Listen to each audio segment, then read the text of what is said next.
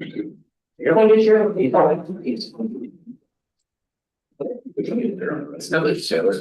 if we stop someone, this is Hey, Justin, can you hear us? Mic check. Yes, I can hear you. Thanks, Counselor Giles. Okay. Loud. Awesome. Welcome everyone to the Sherwood City Council Work Session, 5:30 PM on July 7th. I hope everyone had a good 4th of July. We're not gonna have a regular meeting tonight, but we have 3 items on our agenda for the work session. First is a roundtable with our planning commission, and welcome planning commission, and everyone is welcome to sit at the table. And then we're going to talk about public safety fees and transient lodging tax. But for the planning commission section, I'm going to go over to Eric. Yeah, I'll just say I'm gonna kick it quickly over to Gene. I'm just to say we have a few potential, welcome Commissioner Vance. Have a few potential discussion items, open format. We want to encourage from any either the council or the planning commission, if there's kind of burning items you guys want to discuss, leave that absolutely open to be on the table. If these 4 items help guide the discussion, great. And with that, turn it over to Chair Simpson. Hello. I didn't know if we need to introduce ourselves. Very good idea. All right. You want to start? Yeah, I'm Tim. I'm the mayor. I'm Renee, council. I'm Joe Tillotson. I'm on the planning commission. Kim Young, City Council. Rick Whiteola, planning commission. Craig Shelton, city manager. Kristen Switzer, Assistant City Manager. Mayor's council. Eric Rutledge, staff. Sean Conrad, staff. Gene Simpson, Planning Commission. Doug Scott, City Council. Dan Stamkey, city council. Ryan Adams, City Attorney. And Dan? Oh, Dan Vance, planning commission. All right. And Oh, we online. got. And I'm Taylor Giles, City Council. I'm just heading back into town. And Justin Kai, City Council, or sorry, Planning Commission. No. No. I'm very happy with Planning Commission. Thank you. Well, thank you very much, Mayor, for inviting us and having this opportunity. And thank you to Eric and Sean for putting this list together. Obviously, list staff, I sound a lot more intelligent than I would have been if I just walked in the door. So I think the one topic that I want to make sure we have time for is the legislative matter that's coming up before us, which is the tree code update.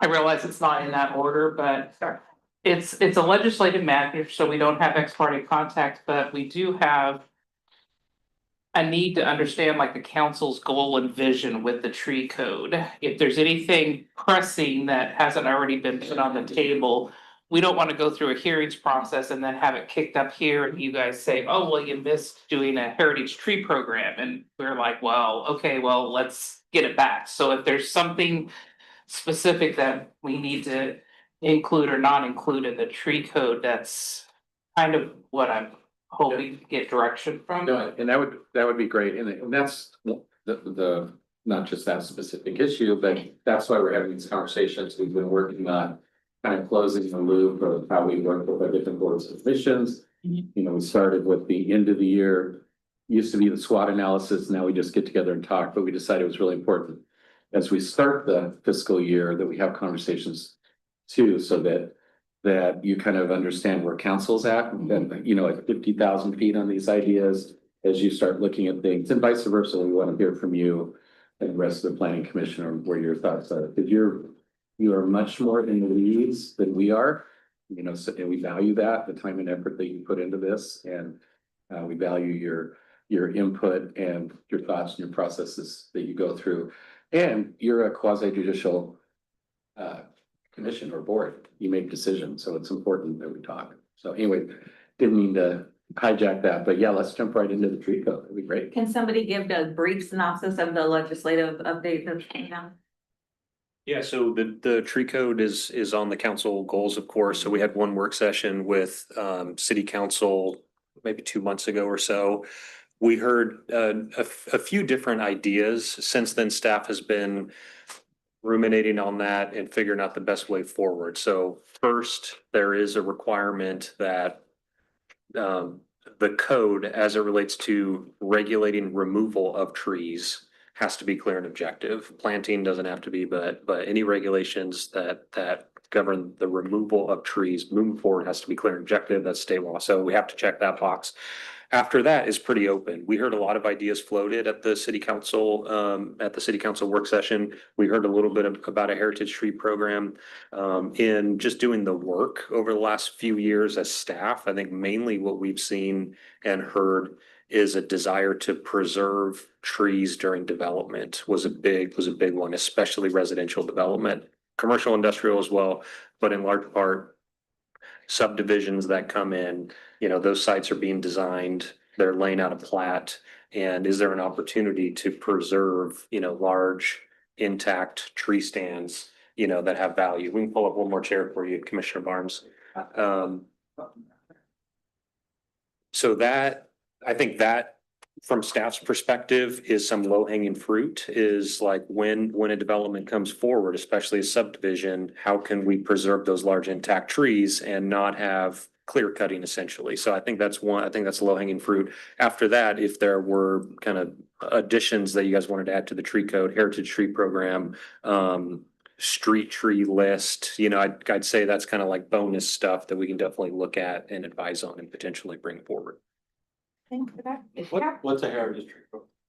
And that would be I was about to jump on that, thank you, is we have a historic chapter in our code, this is my history, which is, but it didn't really get off the ground because you would have to go to owners of individual properties and say, we're gonna designate you as a historic building, and people go, similar in nature, you would go to someone and say, your tree's heritage tree and we value it. And so it would be problematic, but I've heard it thrown around a few times. And so if council is wanting us to, if that's your goal and vision that we implement that, I'd want it on the table. Or if you want to have a heritage tree light program where people can volunteer for it, maybe we do that. But I just wanted to hear from the council what your, If a tree is designated a heritage tree, what does that mean? That's what we would be defining in the code. Under what circumstances could it be removed? If it's removed, what would it be? And is that, I guess what we would determine what a heritage tree is, it by age, by size, by. Were you the one mentioning that? Okay, maybe Dan has some more. Oh, it was just an idea to identify specific trees in Sherwood. Well, when I walk Sherwood, I see specific trees and I'm like, that'd be cool if that stayed a tree. And so this would just be, and I think starting as a volunteer registry would be the lowest lift. Yeah. And building up the program from there, to at least get something established, that would be my preference. There's like us, we go have a heritage tree program. Seems like I remember something in the past that they had something in that line that maybe has some code we can look to. I'm not sure if they do, but there are certainly heritage tree programs in our league. I don't know about like Oswego specifically. I can picture a heritage tree criteria being thought of, well, just like for buildings where people would desperately want it, people would desperately not want it.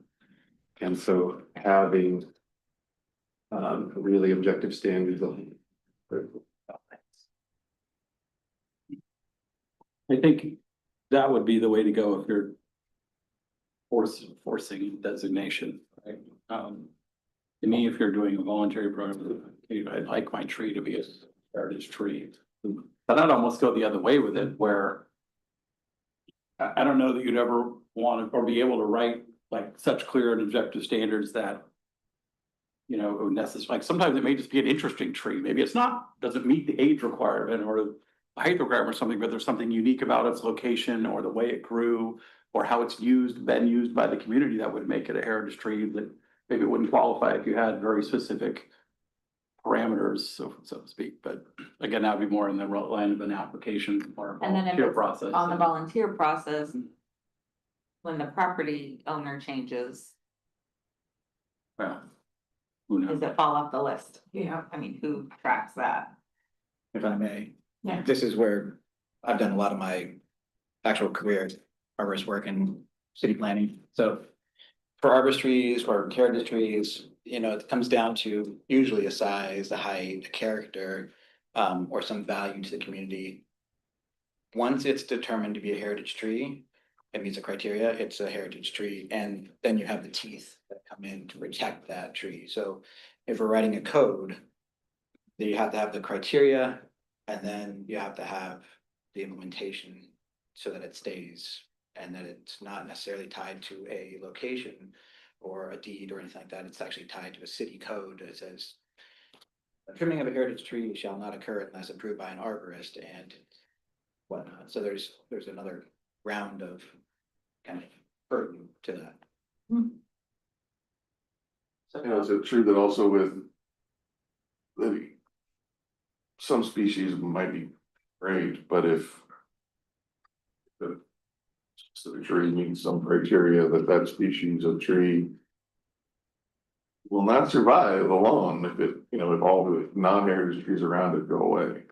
So big, tall, fir,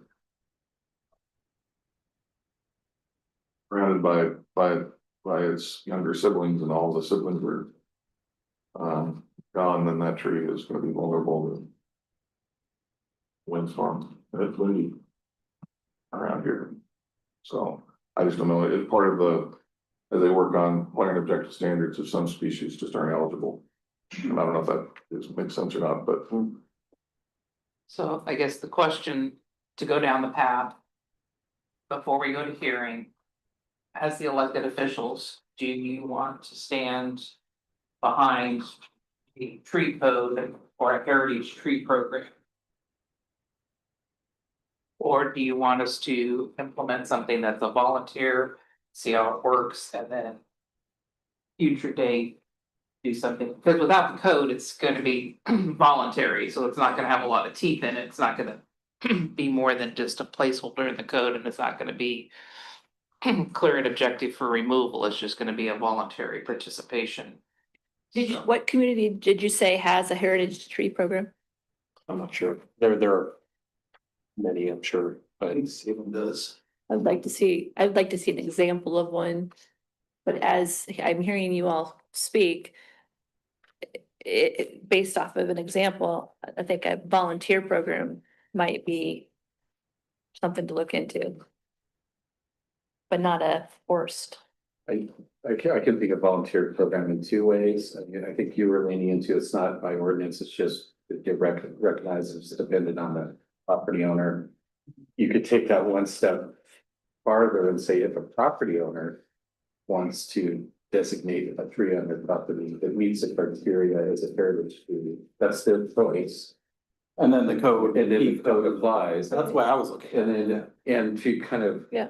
Tim's question, that property owner, you know, if that devalues the property in terms of future development and stuff, they're taking that hit. That's their call. But I mean, from my point of view, I would like that level. But I don't think we should walk in and onto someone's property and say, sorry, that tree, you know, I'd probably bring too far. I'm going to agree with that position, and then potentially if a tree becomes a heritage tree, and then there's requirements about maintaining it, then maybe the city can step in and support those good actions with a heritage tree. Yeah. Some money and some grants. That helps. Use of our arborist. Cause I think we'll have people who will volunteer for sure, their trees, because people love their trees or love Sherwood's trees, so. And we can let them put a sign up that says. I have a Tree. I have a comment about that. So if we were to create a voluntary program, and I agree with the comment that said it should remain a heritage tree. When we do the design standards where we say, hey, you got to pick from this list of design elements in your plans, could a heritage tree be part of that, so that it's like, hey, if yes, you have to keep the tree because it's a heritage tree, but it doesn't really diminish because we let you use that as a design element in establishing clear and objective standards for the lot or the thing that you build on the lot. Is that a possibility? I understand. Oh, I think the way I'm understanding that is that, Taylor, if I may. If you were developing either a property that had heritage trees on it that was undeveloped, or maybe redeveloping an existing property that had heritage trees on it that if you, because you have the heritage tree and you are preserving that in your development or redevelopment, you get some sort of credit, quote unquote, if you will, towards Right, some of the other design. right, we So maybe say, you get because of that, you get a little more leeway on a different part of your site plan. Your setback is. yeah, I just, and again, it's been a while since I looked at the code, but it was like, you know, hey, you gotta have two different materials, and you gotta have, you know, these architectural elements. I can't remember what we call them, interest or something like that. And there was a list of them, and you had to pick 5 of them or something. And this would be on that list, right? So you get credit for that. And then the other thing I would say is that I do think that if somebody volunteers it, that it should keep with it, and it should be up for renewal. Should be some outs like safety of the tree and health of the tree and stuff like that, right? If it's going to become if it dies or if it gets hit by lightning or something, we got to have a way to remedy that and say, well, we can take it out. I assume that's a part of a normal tree code. Yeah, that would be the part of a normal tree code, but if I'm understanding it, if you're the property owner that sought the designation as a heritage tree, you could potentially get some kind of waiver on a particular design standard, whatever that looks like. I'd leave that to the planning commission to figure out. But if you bought a property that already has that designation, I wouldn't think that would flow through at that point. I don't know why not, right? I mean, again, if we're making your job harder to design around it, why not let that be something that you get credit for? I don't know. I would have to see it, I guess, but Most of my experience from citizen input and testimony during planning commission meetings around these trees are, it's a developer sold, it's a private person sold their property to a developer, and there's a tree in a corner, like the 7 condos here on Sherwood Boulevard that it went in. There was a tree in the corner that community all really liked and wanted that tree to be kept, and didn't have anything to help them with. And then when south over here was developed, a lot of the neighbors there, they just, how do you get people to do something with property that's not their property? You know, that's hard, but there's unique trees, recognize our history of the city, and we just need to figure it out. But it's not, I'm not seeing like individual homeowners. I haven't heard that testimony where an individual homeowner wants to, protect their tree from something, because that just hasn't come up to the planning commission. I'm not saying it's not there, but mostly it's a developer, and the developer is just gonna raise their costs. They have to work around a tree. I would add one more thing, which is, we're talking about an individual tree, but another concern is that when a developer comes in and takes a lot and wipes it out, I would also ask if the council would be in mind of like density transfers. You save a grove of trees, the amount of heritage tree growth that you save, the density could be transferred to another part of the property. So I still have to have 12 units per acre, but I'm preserving a third of an acre so that whole 12 units can be built in a smaller section, so that I reserve this grove of trees, if that's I see people shaking their heads, yes, I was or follow not, up with, yes. Gene, so in my what I do a lot of in California primarily and across the states are mitigation. And so there's a definition that we have to establish between a protected tree, a heritage tree, and a woodland.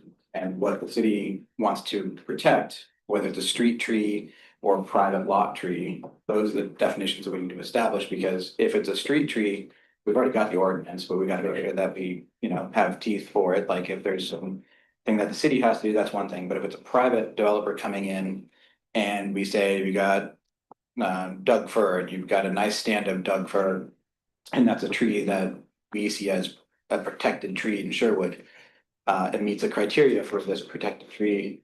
You have to cut that down. Okay, that's going to be a 5-to-1 mitigation ratio. You're going to be planting those on site, or you're going to be preserving them somewhere else.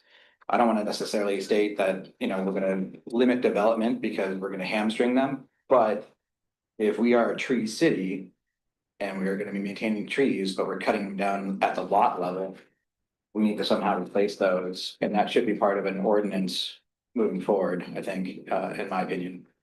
Heritage trees, you know, if it's a heritage tree, there's additional protections that are on top of the protected tree setbacks and whatnot. I would agree with that, as long as the underlying goal is with that designation, we are increasing the number of trees that would have been there otherwise. Cause I am concerned with a lot of the pre-entry coming from Salem. You know, next thing you know, they're gonna, you can say this out loud. They're gonna say that we can't have any setbacks in the front yard. Right, you know, we're getting denser and denser and denser. And there's this voice out there says we need more trees, but we're reducing the amount of land you can actually put those trees on. So, Well, yeah, what I've seen in practice is similar to clean water services, no net loss, right? So if you're gonna be impacting one, you can't preserve another one, you have to actually plant one. Or, you know, create another wetland, it's not a 1-to-1, it's a 2-to-1 or 3-to-1, depending on how many you're taking down, where they're located and the value of them. So before we go into specifics, are we on base, off base? Okay, so we're tracking on a mission and having the commission here, what the council's hearing, y'all hear what we're going for, this is going to be coming to us pretty soon, so. I'll just, on the bigger picture of trees in general, I think what sparked some of this conversation was the development on Oregon Street. You know, because from a community perspective, all of a sudden there are lots of trees and then there's no trees, right? And, you know, the question that came up to my mind is, and I think you addressed this, but I'll just throw it out there, that cutting down a tree for the convenience of construction, that should be a line we don't cross. If you have to cut it down because the building's gonna be there, obviously, that's a thing, but sometimes I wonder how much of the clear cutting is done in those bigger projects, just because it makes it easier for them to maneuver trucks and get cranes in and that kind of stuff, so. I would like to limit that. Very much hear that. In I- industrial, it's just not realistic. Vast majority, especially if you're on a hill, you need to grade it, but With mitigation measures and making sure our code, because one of the things I wanted to ensure when we did some of this is that we don't just replace with deciduous. Because during the winter, it creates a barrenness, and so making sure that we have a proper mix of evergreen and deciduous on those bigger areas. I think in industrial and commercial zones, you know, certainly we could probably do better at preserving trees along the perimeter, right? So along the edge of the property lines, you know, obviously in the center, you're gonna have all your building structure and parking. But I think there are times we probably could save more trees along the property line. Taylor, did you have something else? Oh, sorry. No, you're good. Can that be addressed by the ratios? So we say, hey, you know, one tree that's cut down for the convenience of construction is 10 new trees you got to plant, or you know what I mean? Like, you can still give them the option, but we're going to get more in return from it if you're going to do that. Or I'm sure some city has figured that out already. That, you know, if you absolutely have to cut one down to make it easier for your trucks to come in and out, well, we're going to get 10 or 20 trees instead of just the 5. For commercial industrial, we already have tree canopy requirements, so. But it's. Yeah, it's more of a- okay. We need a like for like, I think, you know, for cutting down, to your point, cutting down evergreen, and we got that out of the Tolton Industrial Employment Area. So Spencer stepped up on that one. Yeah. Really. yeah, it's gonna look good, those pines and firs there. Yeah, they did a good job in making sure that they heard us. One example I thought of is, you know, that there's that, and I didn't look at it all before it was developed, but that new development broken. You know, there's some parks in there, and I'm willing to bet those parks had trees on them before the construction started, so that those, you know, that kind of thing, that's what I've been wondering, did those trees need to go? Yeah. Very good point. Yeah. Alright. And then there's lots of other things that are coming up. They're not all as imminent.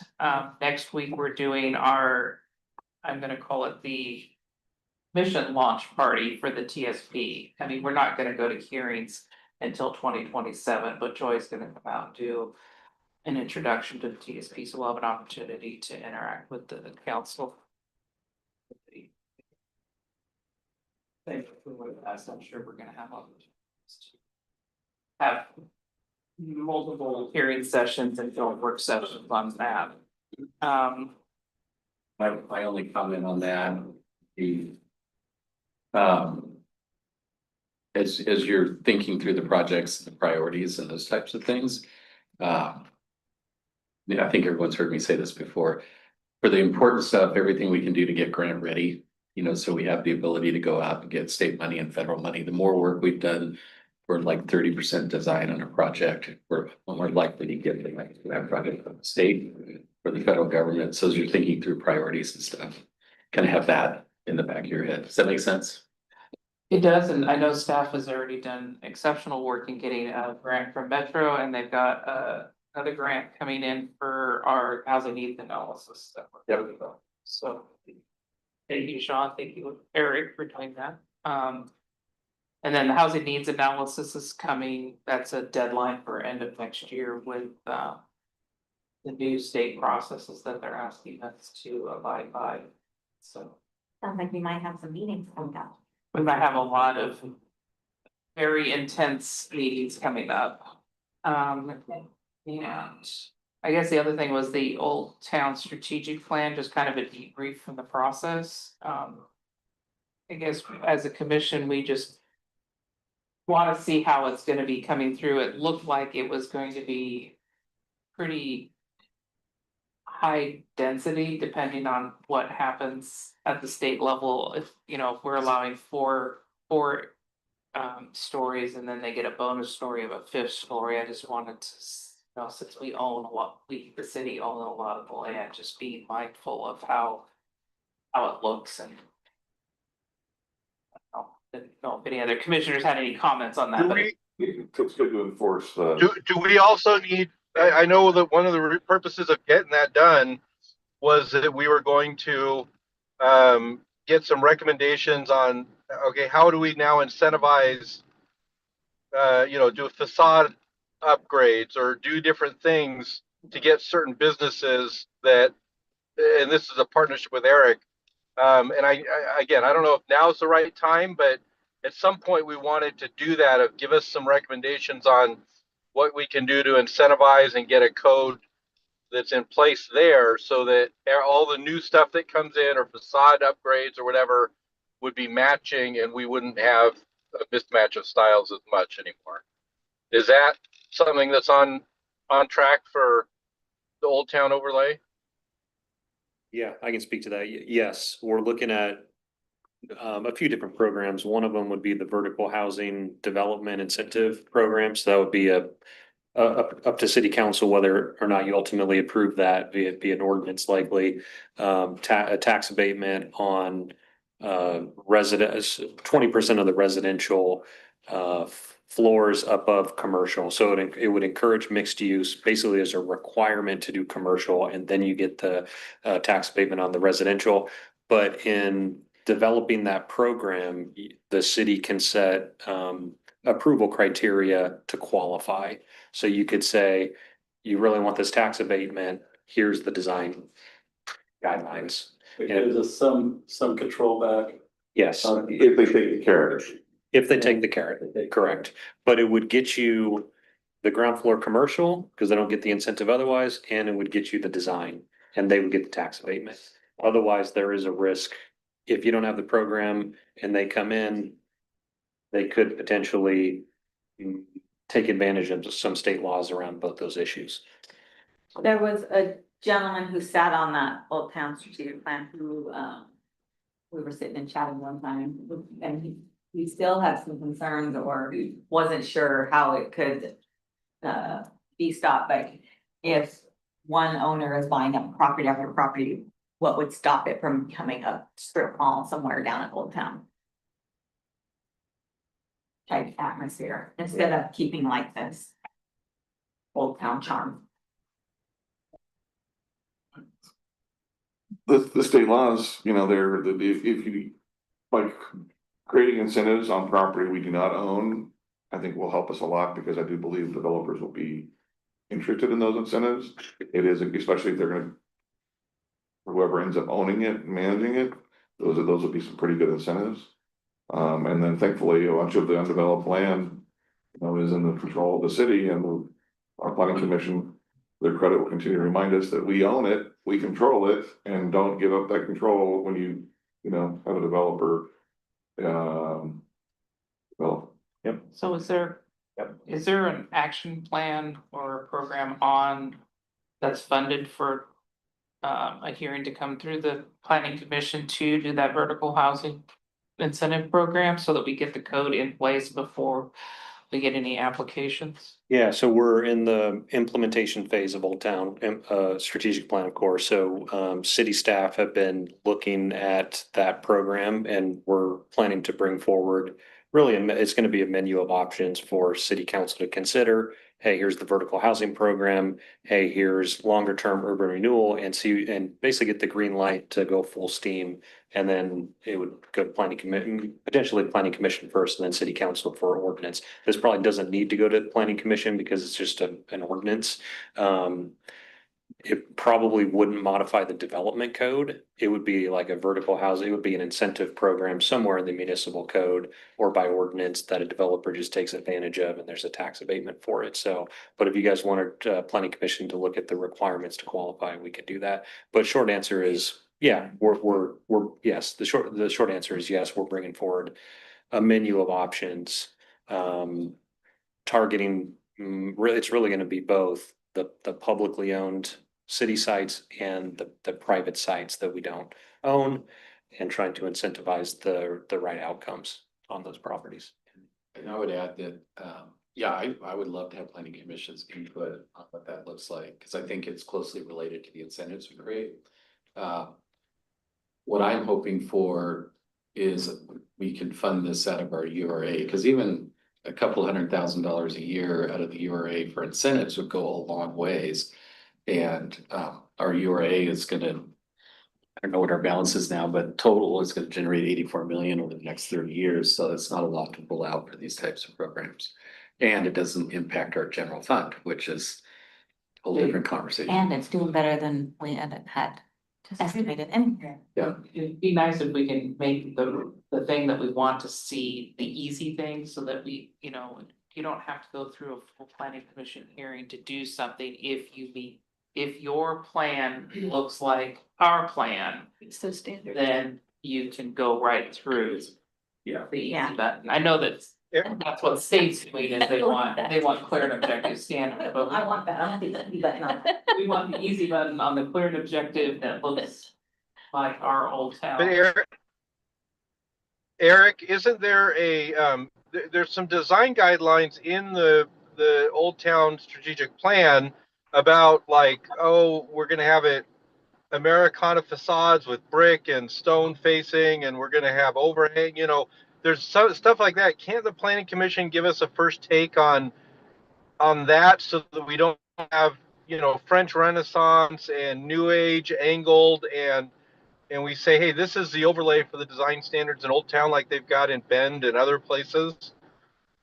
Are they still legally enforceable through the state? So, That's our problem. not without. I'm just throwing out a softball for. Yeah. Staff. Is that legally enforceable and now with state law and? Even if it's not legal enforceable, is we incentivize you by you doing the facade grants, right? That was the whole point of, or one of the big points of doing the strategic plan, is to say, hey, we'll give you these incentives if you design it this way.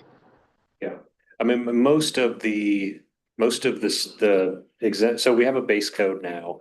I'd say it's a decent code. There are some allowances in there that have resulted in some outcomes that we're not happy with. So as a starting point, we could look at a code update to close those loopholes, I guess, close those gaps. A developer, in theory, could still take advantage of the state laws. Even with some of those state laws, there's boxes they gotta check, there's criteria. So, to the extent that they qualify for that, yes, that they could potentially get an out on some of those design standards.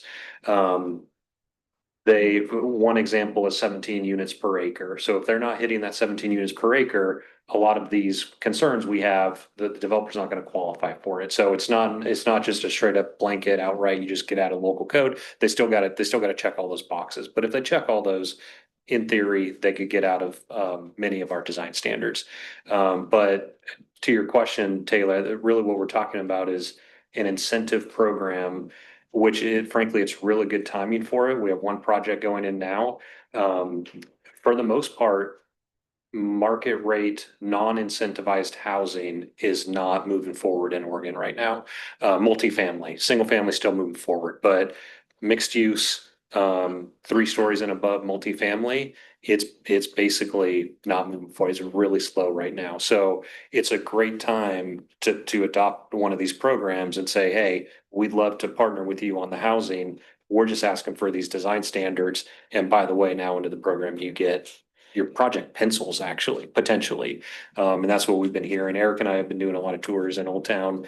We've probably given 10 tours to very, very reputable developers, looking at the city-owned sites and some private sites. None of them have moved forward, in part because it's just not penciling. Construction costs are too high, interest rates are too high. Rents right now, interestingly, are about the same and actually going down a little bit in this region. It's just not penciling. So it's the incentive-based communities that are getting housing right now. And if we put forward that carrot, there's potentially a match with the outcomes that we're looking for. So, yeah, we'll bring something forward. Yeah. If other commissioners have items on your list that you want to bring up. You're looking at me. Well, you have notes and you have notes, so just 2 people. No. I was curious, Eric, the one I didn't understand at the very end. What's an example, if what you're saying is true, which I strongly believe it is. What kind of incentive could make someone want to build something that otherwise isn't going to pencil out as profitable? Like, what's an example? The one that we're looking at right now would be a 10-year tax abatement on a certain percentage of the residential portion of a development. It's just all. I mean, that costs us something. It does. After, lifespan of a building, at least 50 years. So you're still gonna get at least 40 years of full taxes on it, plus the housing. SDC waivers, that's a very specific conversation that this council would need to have, but any way that you can reduce the cost either upfront or over the early periods of the construction and life of the building, that's what developers need to see. They need to see they need help on the pro forma, either at construction or in the first few years of the project. Is that where little dollars can come in and incentivize? And that's why I was leaning into the URA monies, because, the fact of the matter is, and many cities are feeling this right now, are with the 3% property tax increase cap and where our expenses are going, finding those monies or giving up future revenue is significant.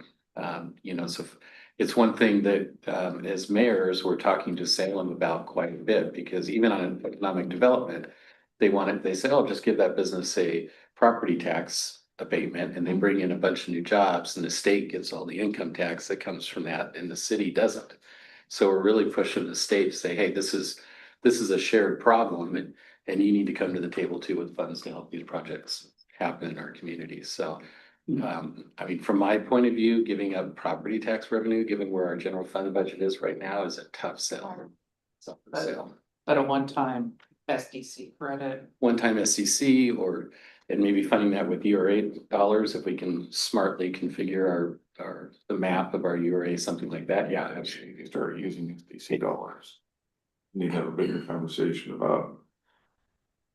You can potentially do that, but the time when you start creating that kind of program, from my perspective, is when you update that SDC. You update that SDC and you build in there some opportunities for some credits. So that you're still getting the target the baseline Yeah. revenue you need for that important core infrastructure of the city, for your water, sewer, storm. And I assume we could target it to specific SDCs, because I know some of our SDC funds are in better shape than others for long-term capital projects, so. Yeah, but if you're. From the way my approach would be to look at it so we're not at any risk with the law. No, I get it. I'm just saying that. The Yes. ones that are Some that more. we have control over, you know, sewer, we have really no Many of control them, yeah, over, a so lot I'll of go SDCs through pass through. we have control over parks and. Hey, Eric. When you mentioned the 10-year tax abatement, that only applies to city taxes, right? It's not relevant to, say, like, school taxes or anything like that. Is that right? It's a good question. I don't know the answer, actually. Certainly, before anything passes, we would take a look at that.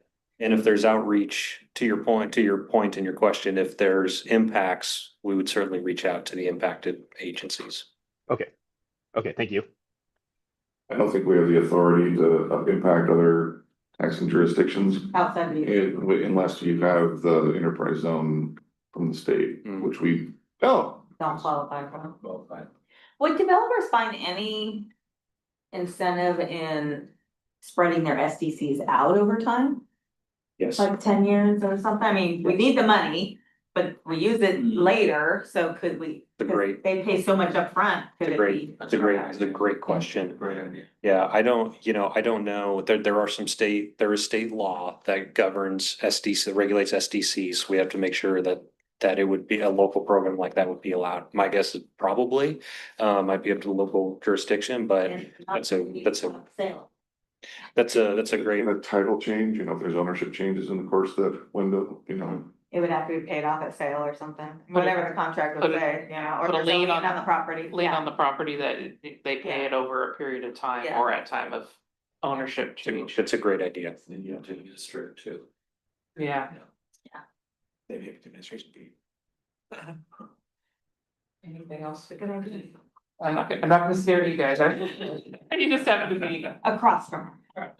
Any other commissioner? Old Town, talking about just kind of the design and all that stuff. So just to kind of piggyback on that with the height of the buildings and so forth. That was the one thing that struck me about that plan is, if that all happened down there, kind of down toward Oregon Street, you had these 4 or 5 story buildings. The density that was down there, just when I compared that to what Old Town over here looks like, it just looked very lopsided. And that's what I would be mainly concerned about when we're thinking about that city-owned property down there and what we're building. If we're allowing them to go way, way up and very, very dense, it's gonna look very, very different from what's over here. Despite, I know we have incentives and other things we're trying to do over here, that's gonna take a long time to redevelop and do the rest of Old Town. So in the meantime, we would have kind of a weird lopsided scenario. And that was kind of one thing that struck me out of that. I agree with you. I guess the reason I wasn't. Not too concerned is we own the property. Yeah. So as part of the sale, we can put conditions on it, so. I also think like, I mean. I don't know how that's not inevitable, right? Because if you eventually want this stuff to redevelop to be taller and higher density, like I do. Trying to what an Old Town is supposed to be. But if you say you can't do that over there and you build smaller, then this eventually builds and now that has to get redeveloped again to match that, right? You're just. So it almost Something feels needs to like start it. somewhere you need to start with what your, ultimate goal would be somewhere, and yeah, it's gonna take 30 years to get there, but. If you don't start now, then it's gonna take 50 years to get there. Well, who knows, next year the state might say, well, you get a 3-story bonus instead of 1-story. But just to be clear, that is the objective of council. We want 5-story buildings packing. I mean, I don't think we talked about 5, I think we talked about 3 to 4. 3 and 4. Yeah. Yeah, I mean, I mentioned this to. Certainly along like Pine, right, and not like I look at Old Town and the grid. There's like a diagonal line through it, right, and you have like the Pine Railroad. Triangle that I think is what I would like to see that built up into 2 or 4 stories. Yeah. The other triangle is more residential and I don't think any of us are really. Gung ho about seeing that redevelop anytime soon, I think The that's fine. challenge or slash opportunity is we wanna have a good, healthy mix of restaurants and shops and stuff in Old Town. And all the studies that people give counselors to read and maybe planning commissioners too over the time is you need to have more bodies residing down here. Need to have Foot traffic. yeah, have the right foot there. And it can be two primary categories. It's your short term, so it's your hotels, so you're still getting fresh people. They're there to, yeah, let's go see something cool and check stuff out. You want the hotel types, or you want the people who live here. I understand it's balance, yeah. Yeah, I mean, like, my wife, like, why do you like Old Town? Well, because it's little, well, okay. And if we build it up, it could still feel little in some ways, but we have to be able to get there too. And that was one of the things brought up is parking. Like, I have 4 kids, when they were little, I'm not, we can't walk from where we live down there very easily. We gotta drive the minivan, get out, we gotta park somewhere. So, but if we can't do that, it's not gonna come, and that'll be the case, I think, for a lot of families in Sherwood too. If we're not Yeah, we gonna. talked about that quite a bit, that though, as this stuff gets built up, there's gonna be a need for parking, particularly if you think about on the perimeter of Old Town, right? Gotta be some in the core as well. We talk about that a lot. I mean, I've been through some nice old towns that are still utilizing the old buildings of their old town Yeah. without having to make them now look not old town. With 3 and 4 stories that are very vibrant old towns, Yeah. downtown areas. Yeah, but we clearly have a handful of buildings that are really ripe for redevelopment or, being raised and rebuilt whenever those landlords. A small house being used as an office is an example I use. Yeah. A 1-story house with a huge yard being used as an office space, it's not like highest best use of an old town. Right, a nameless bank. But a nameless bank. Yeah. An unused funeral home. Is there, Eric, I know we've talked about this before. Is there any way to say, hey, we only want to incentivize these types of businesses so that we don't end up with, 11 of the same kind of business in Old Town? Because that kind of also seems like it would dampen the flow of people, right? If it's all. From an incentive standpoint, absolutely. If the city's offering incentives, you would set the parameters for the incentive, yes.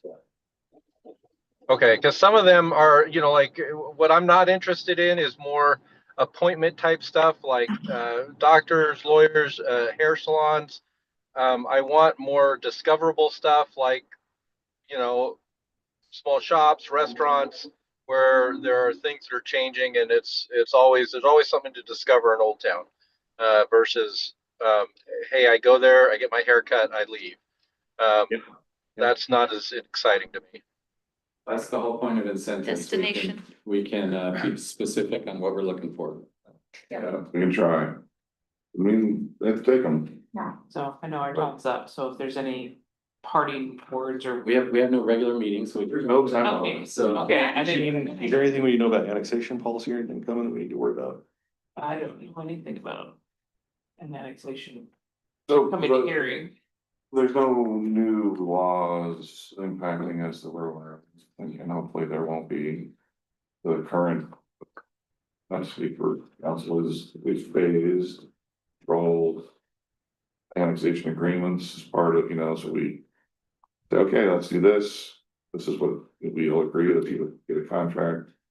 And then we decide how much of the granular detail is in that proposal. With the laws, my perspective, all my laws the way they are, the more specific. We are with that piece of land that comes in. That there's a very clear understanding of the community and the developers that know we're gonna get is beneficial. It creates certainty on both sides. There is some rumors going around Salem that they might try to introduce some legislation to preempt annexation rules. So that's one of the reasons we asked the voters for that charter amendment change to kind of get in front of that. But we'll watch that closely too, so. If the tenant said it in different spaces, but if we do this and we do it well, and we're able to deliver the mix of housing and the type of development that fits in our community that we all like, there's some various, different housing price points, the state should look favorably upon it if they give us a chance. There's nothing else you guys need our help with for now. Yeah. The annexations will come to planning commission, which is new. They didn't used to come to planning commission. We added that, yeah. We added that, so we adopted new code. Like Counselor Mays mentioned, there's an agreement that's now required. Planning commission will take a look and advise city council on that agreement first. So we do have 2 annexation applications in now. They're a little slow right now. We're talking with the developers, but that code is in effect now. And so. I thought I remembered that there were some qualifications, some would, some wouldn't. Is that incorrect? Is it all annexation applications would come before? Very good memory. Well, all of them would come to planning commission for sure. Whether or not they require an annexation agreement, that's at the city's discretion. But all of them require a public hearing and would come to planning commission first. Yeah. But can I change gears? Just a little bit. I'm trying to think like future planning.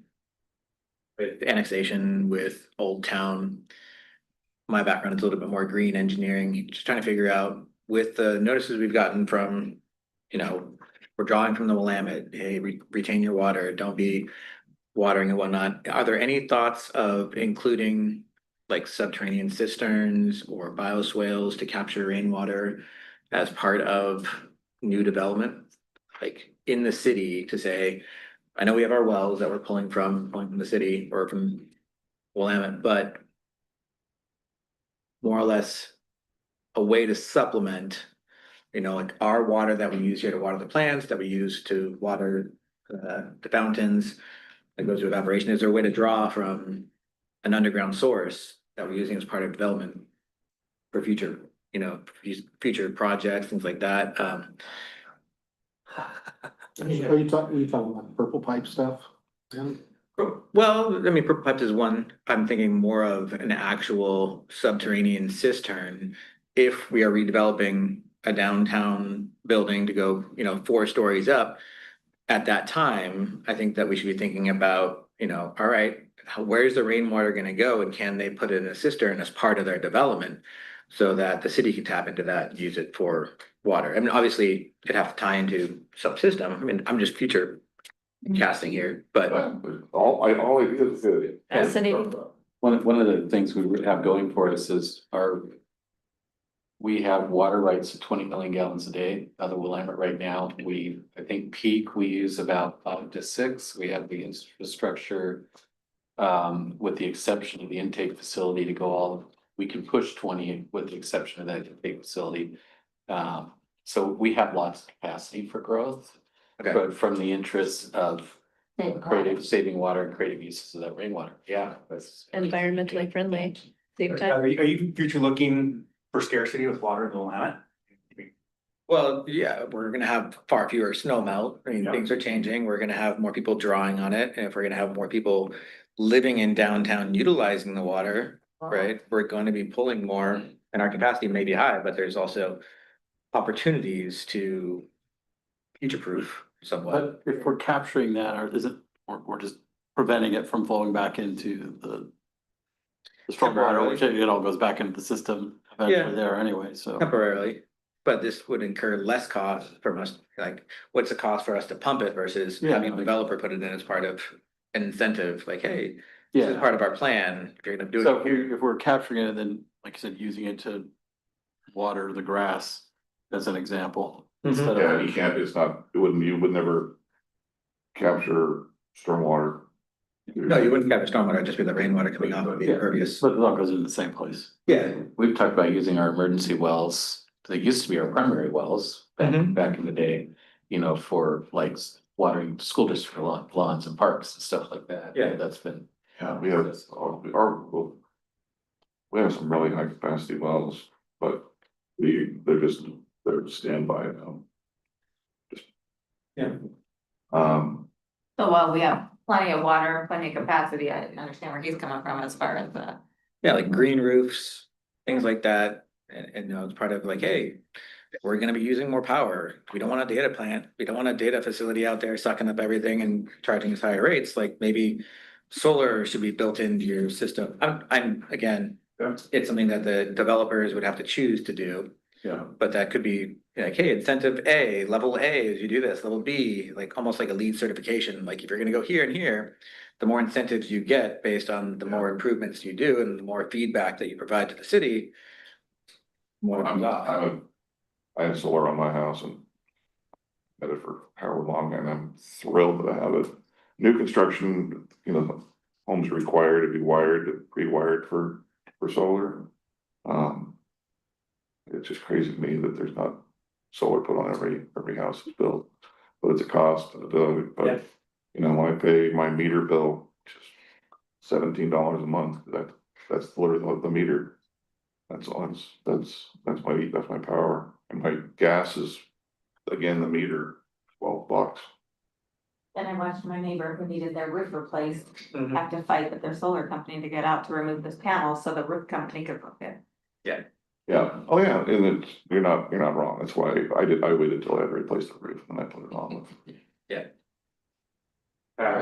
Start going back, I don't know where I didn't hear it. And I couldn't see who made the comment, but I think that also is very applicable development, mainly because I know that we do have a lot of water capacity, but I think we have kind of a mess pipes and sewage, and so we may not be able to do it there, but in Sherwood West, we certainly should think of those kind of green technologies as part of our code. I know that wiring, even if you don't put a battery backup or alternate power supply or anything, it's a few dollars at the cost of building versus retrofitting and doing it after the fact. And so, let's look at it, certainly get some recommendations for the Sherwood West stuff. The juice is worth the squeeze, I guess is what I would say.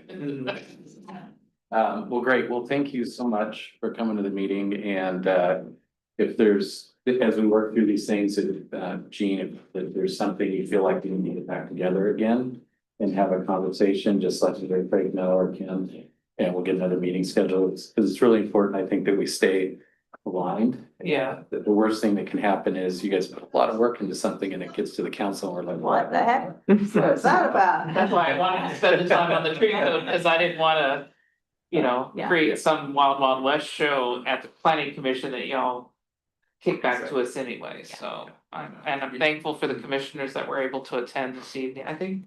Yeah, we got everyone's here. Everyone's here. Everyone. I was gonna say, yeah.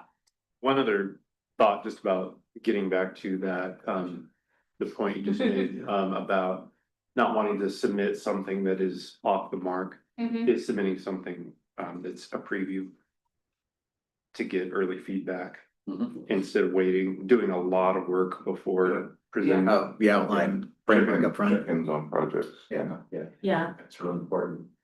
And I have to say, and I think council would agree with me, I think we are blessed to have the planning commission we have. Oh, yeah. You guys do amazing work. You dig in. I hear from my fellow mayors about their planning commissions, so I'm just telling you, you guys do an amazing job. Really appreciate it. So. It's Jean. Don't ever let her go. I'll second that. Yeah. Motion passed. That's it. Thank you. All right, thank you. All right. You make me laugh every time I hear the word. Your rest of your evening back. Yeah. And we do have a work session in a week. Everybody at 6 o'clock. The planning commission, Yeah. Oh, does everyone have another one? No, the planning commission, we'll take a 5-minute break.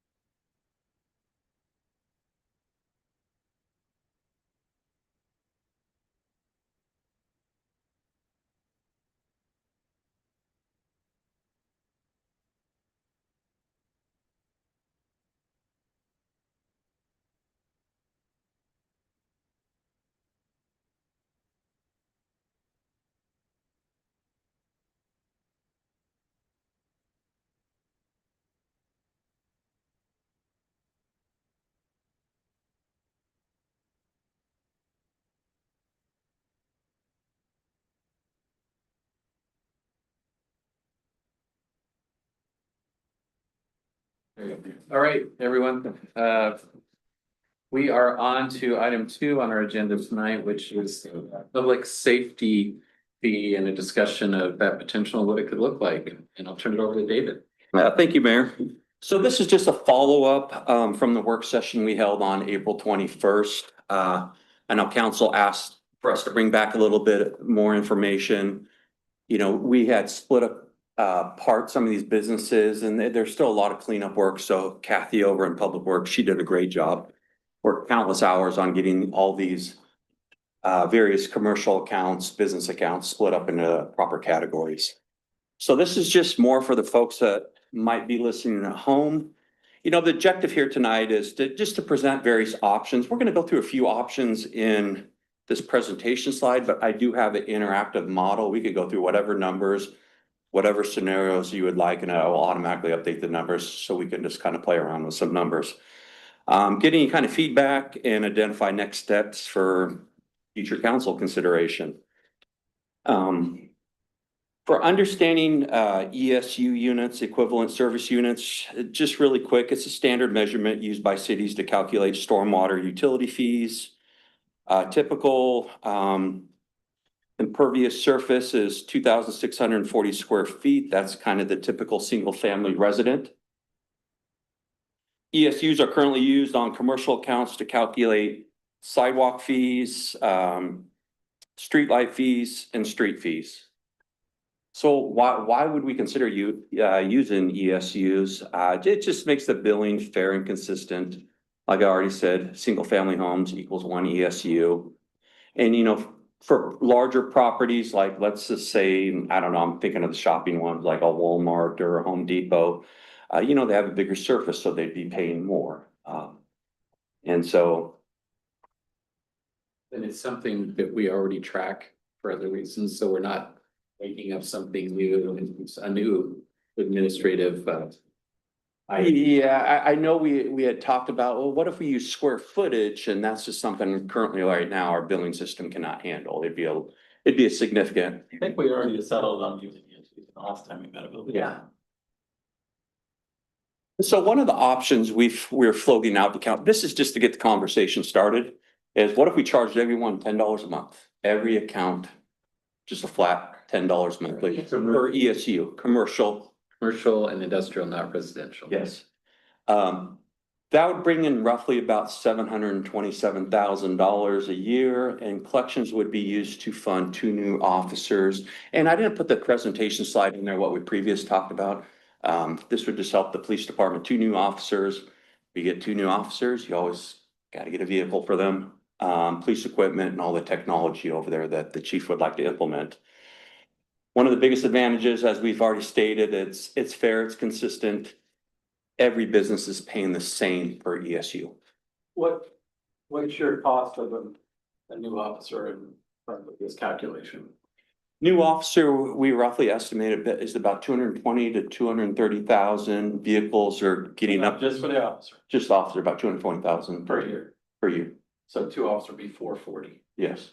Okay, so then that's roughly 280 that we're using on one-time expenses. Police cruiser, police equipment, technology. But we get that money every year, so year 2, we don't need to buy another new cruiser. Presumably, the police equipment and technology don't need to be rebought every year either. Isn't every year, but it is more often than once.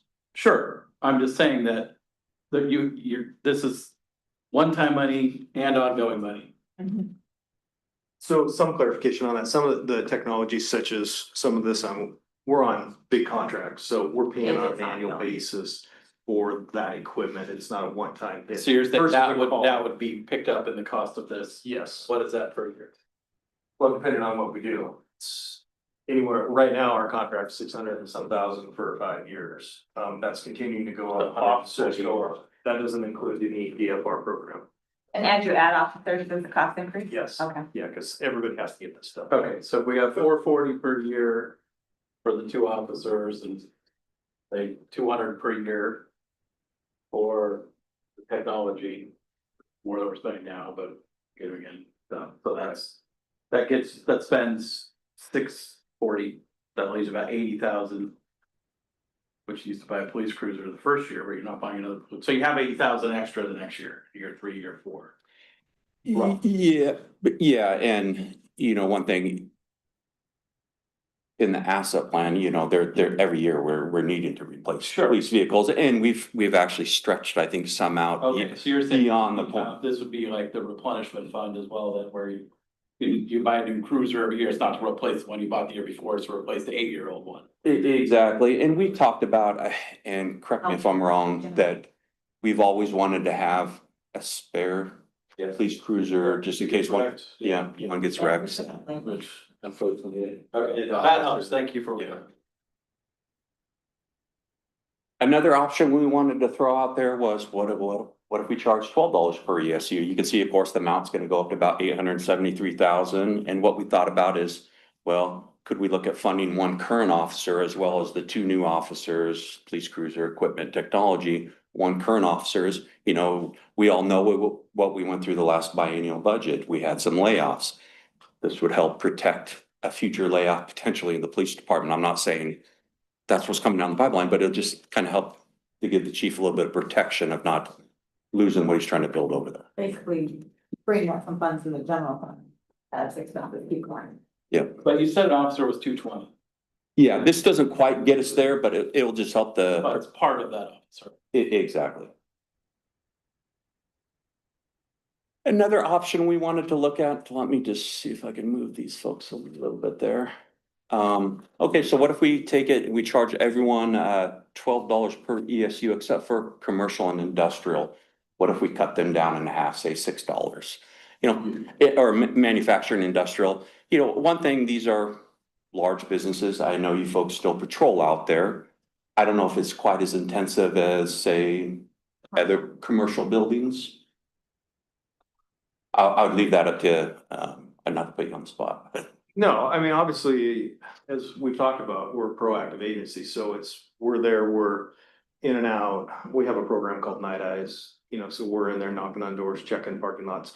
One of the things that I think I need to remind people is that although these big vacant buildings and parking lots are not utilized 24/7, people do go there, they do go and commit crimes. We contact a lot of people in these lots, and at nighttime, it's off the beaten path. It's not in the retail arena where they can be seen, so they'll go and do their thing somewhere else. So we do spend a fair amount of time patrolling it. Now, is it a calls for service drain? Not necessarily.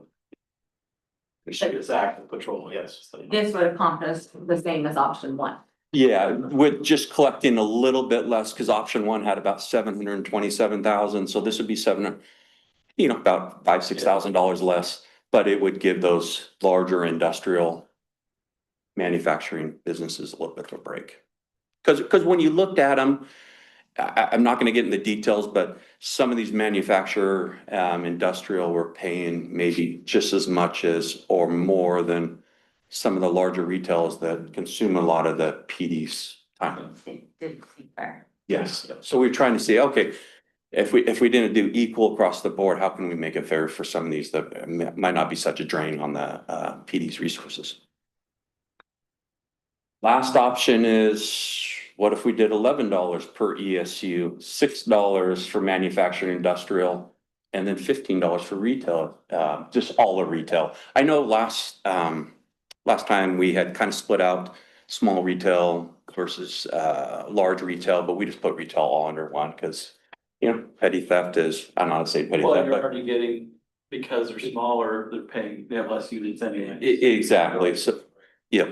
Well, and I think too, it's complexity is compounded because you might have a landlord that controls a whole strip mall. Yeah. And the bill is going to the landlord versus the individual tenants versus someone who owns a small business, like a restaurant that owns their own property. So trying to differentiate between the two would be really difficult. Yeah. Not that the landlord probably also won't pass it all down, but. They'll pass it down, but we can't control how they pass it down, right? So- Exactly. And that was one of the challenges that I know Public Works was having, is some of those multi-use properties where you might have a restaurant, say a retail shop, a dentist office and then some kind of fitness, you know, over like in a Walmart area where it's really hard. You can't just say, well, we're gonna put this in restaurant. Well, you have some retail in there too. So we had to create a multi-use category as well.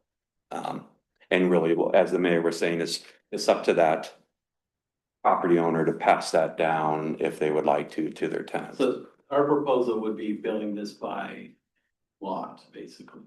By account, by meter. And then in the scenarios, it would then be by the use on it, not necessarily the zoning.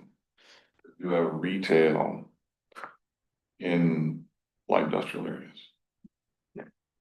So if you were to do a variable rate, which I'm very supportive of, then that retail should be the highest of any of the rates.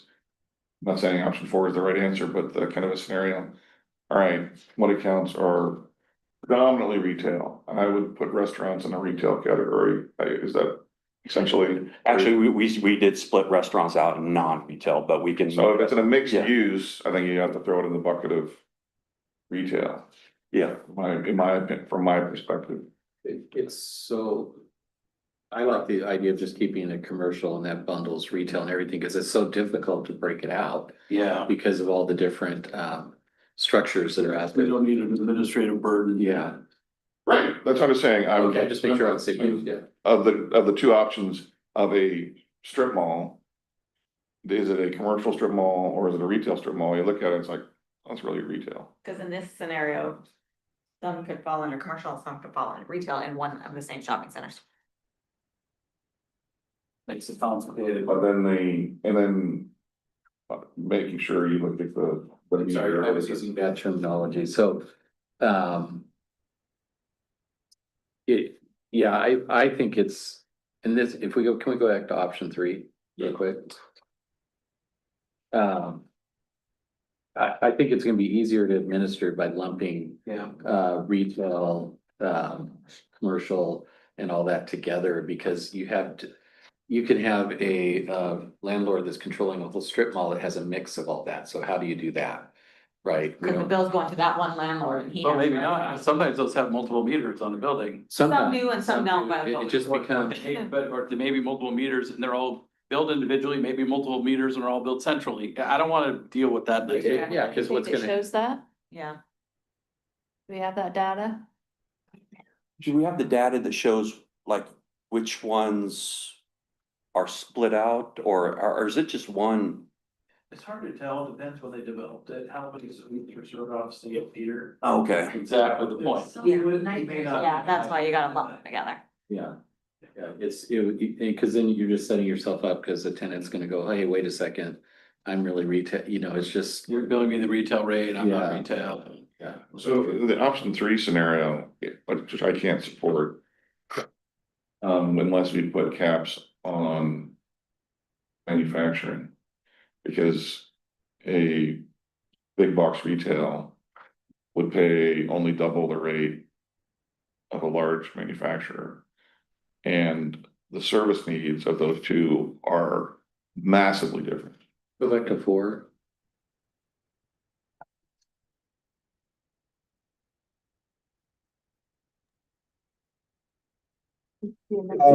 I have a fundamental question on this. Does this actually meet our needs? I thought we needed 4 officers in order to get up to where the chief wanted. Back from the, when chief talked, counselor, it was 4.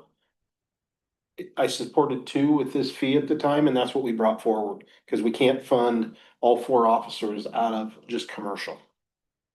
Yeah. Okay, I thanks. think we're looking at the residential side Yeah. At a later date. on a later date. Yeah, I do remember that being brought up, yeah. That's my biggest concern is however many of our really large manufacturing companies. Putting a rate that's half the rate of what a large retailer is gonna pay. So let's go back. So for me, 4 as a non-starter, I have 0 interest in 4. It's way too cumbersome for staff to try to manage. I don't want anything to do with it. Is your issue, go ahead. Well, my issue is the commercial and retail separately that four had, it just feels, that's the whole conversation we just had about how hard it would be to. Yeah, because I'm trying to understand Keith's concern, because in both 4 and 3, the manufacturing and industrial rate's the same. Except retail is going from It's 12 to so it's almost 15. 3 times as much. Yeah. But go back to 3, I mean, we can just tweak, we can tweak the rates on 3 to get to Keith's point. Go to 15 on the per ESU monthly and commercial and $6 on your manufacturing industrial. We go 13 and Yeah. 4, Would 13. you like to play around with some scenarios? I can pull up that spreadsheet. Yes, please. Oh, Oh, I'm muttering, sorry. it's okay. About, What is which would also be Trying an to understand. administrative nightmare is taking the number of ESUs and having like, if you have this, between this many and this many ESUs in commercial, your rate is this and this, but that, I just think yeah. well, you also have no point to it, because you're already, the ESU itself is already graduating your rate. Right. Like you're just double graduating your rate now. It causes So more administrative there's no point. issues. Yeah. So this is kind of just the makeup, and let me just, we got the all other commercial category where it's auto, bank, construction, lodging, medical. And then I had split out manufacturing and industrial, because we kind of thought about, okay, what if we charge them a lower rate? And then I just kept retail split out, because based off the last work session. So from there, what would you like to see? Is it 15, 6, and 15? So if we did 15, 6. Well, we're saying 50. that even though in the spreadsheet you have all others retail split out, that we don't think that's manageable. So we would have to keep them the same. Yeah, we. And that's why you split Yeah, 50. yeah, I'm just talking through it, yeah. So what that would bring us 863. Oh, wow. That's higher than any. Yeah. He feels high to me. Then you drop it down to 13. What does 13? 13 look like?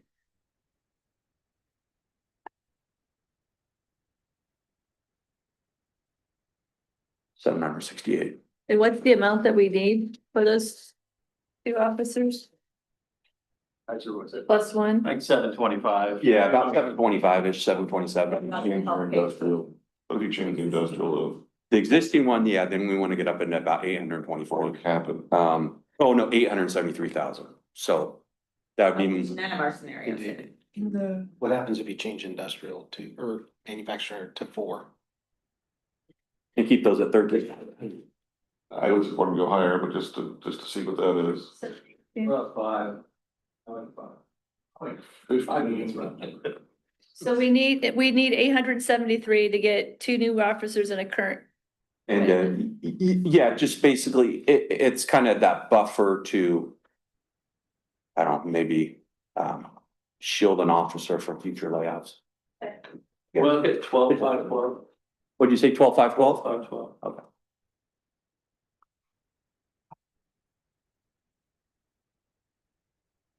And Keith, if you look there, it says 96. It does have for manufacturing industrial, it gives you a breakdown of the average of the 38 accounts that fall in that category, so you can kind of see their average annual costs. So each account at $5 is roughly about 3,300 a year. Per account. And what does 14, 5 and 14 do? I think we were at 13, are you want to see 14? 14, 5, and 14? 790. Kind of like 13, 5, 13. But I felt like it was close to our targets. Without helping pay for a current officer. Yeah. If it's specific manufacturing, I still think it's too high. For our large manufacturers, I'm just, because that's what I want to incentivize, and I don't wanna put a. You think this would, Would it necessarily stop? No, but it's just. You know, at five, what would the average Set there. pay 3,300. annually? The question is, what is the high and low of that look like, right? Like, okay, so 1,300 average, what is the 100,000 square foot place? I mean, we have some accounts in this category that have 300 ESUs. Okay, so 300 times 5. in the email that was sent out with some work session material, there was discussion about having a cap. Right. I think that's what. Specifically for, I think, the industrial. It was interesting when I did the cap, say I did a cap of 50 ESUs, and there was, I think it was 19 out of our 38 accounts, or maybe it affected like, customers, the savings was $528 by putting that 50 ESU cap, because there's not a ton of businesses over that 50 cap. There's a few in the 300 range, and then it gets down to the 70 and 60s, but there was a couple that were 300 ESU. Be 500 a month, I think is what, in that scenario. Yes. That was when we were looking at 10. Yeah. So there wasn't like really much of a savings when you're talking 528 across everyone if we put that cap in, or across the few businesses. Messaging. Yeah. Yeah, I think your cap makes sense. So I know in the email when I sent it out, it was at 75, but we also looked at it, when I said we were still tweaking around with it, we went down to the 50. And that seemed a lot better for the manufacturing businesses when we. Yeah, and if you, I'm fine with, if somebody is in an industrial area and it's not retail and it's not commercial, but I don't know, more warehouse. I'm not necessarily saying put a cap on warehousing. But it's hard to, you get a cap. I know, I'm just saying it, if you want to. My biggest number one concern on this is the optics to medium and large manufacturers that are coming here. You know what would help is maybe looking at the other areas in the region that are growing in terms of industrial job growth and seeing what their rate structures look like and how we compare. And I think that might be a useful analysis. What Kaiser are they going? So the Kaiser went with a $10 and some odd cent ESU from July 1st to January. Then they're looking to go up to $14.38 or something like that in ESU January 1. For everyone. Straight across the board. Yeah, residential and commercial, so they have a little different. Different setup. Yeah. And to get the number, I'm fine with whatever you want to retail.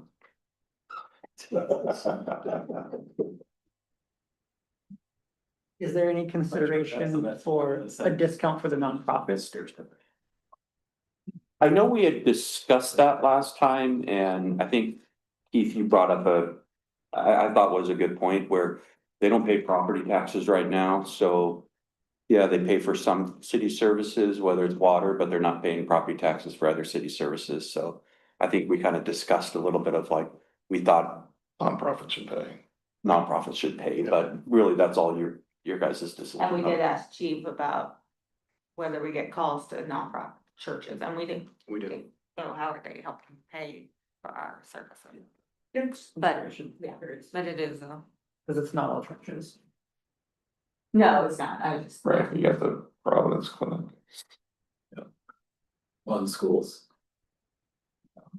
We don't have schools, or we don't have the. Sherwood School District is the one that's excluded. Yeah. What's included? Same other church, private schools, charter schools. Yeah, this is charter schools, private That schools. doesn't seem fair. Well. The charter school is a public school. Well, I should say they probably pay through a church that they rent from, so the church is probably getting charged. That's a good point. And the school district pays for the so. I guess the question is, how many nonprofits actually own the property? Yeah. It seems like if we just say, hey, we're really trying to hit the people that use the services the most, that's not really why we all pay into the police department even if we don't use it. Correct. We all pay into the public schools even if we don't use them because it makes our community a certain way. And so if I'm a manufacturer and I want my people to be working in a place that is safe and that they feel safe living and all the other stuff, I feel like I'm fine with there being some sort of a cap, but I don't know that we want to say, hey, we're going to stick it to the retail because we all can immediately visualize, hey, there's theft or whatever. everybody likes living in Sherwood because it feels safe. So I feel like we almost have to, we gotta pay for that, whether you personally are committing the crime or not, you know, or whether it's happening at your building. So that's kind of my feeling on it. Taylor, you're here. When did you come again? Yeah. Right, yeah. Welcome back, Tim, yeah.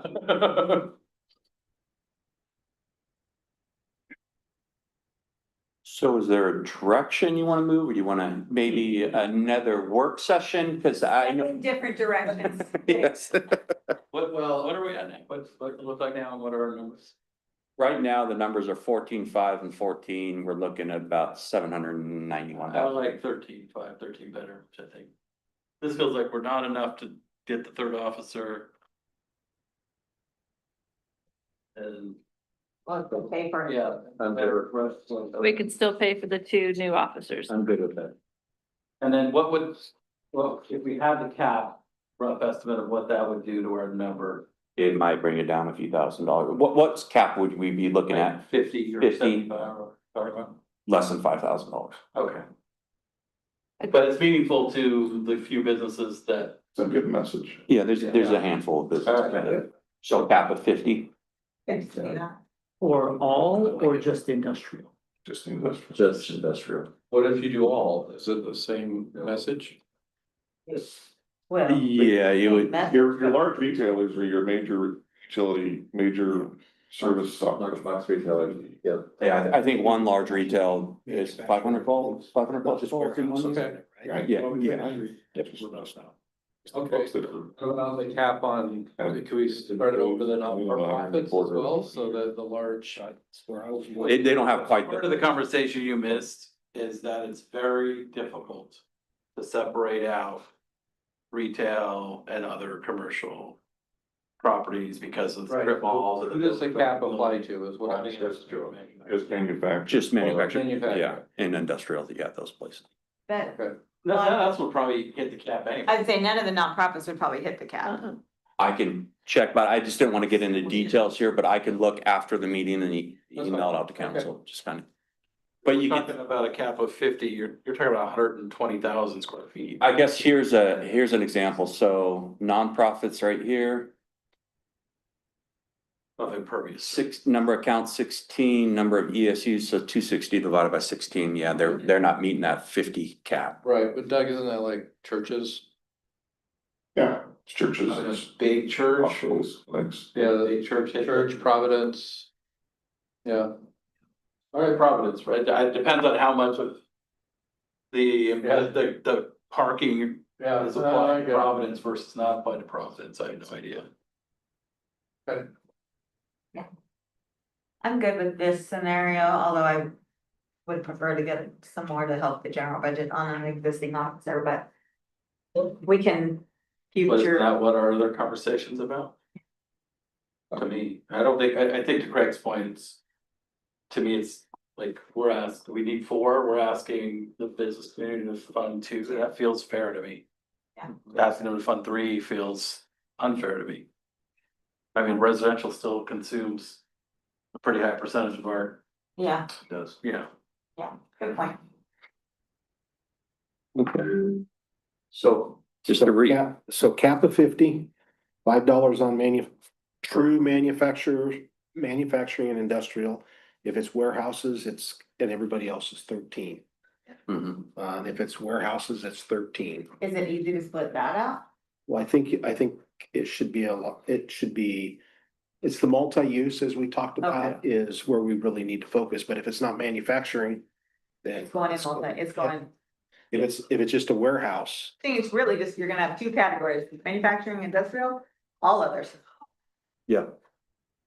Yeah, that's not by zoning, it's by actual use. And I know, Public Works is gonna start recording with development too on maybe.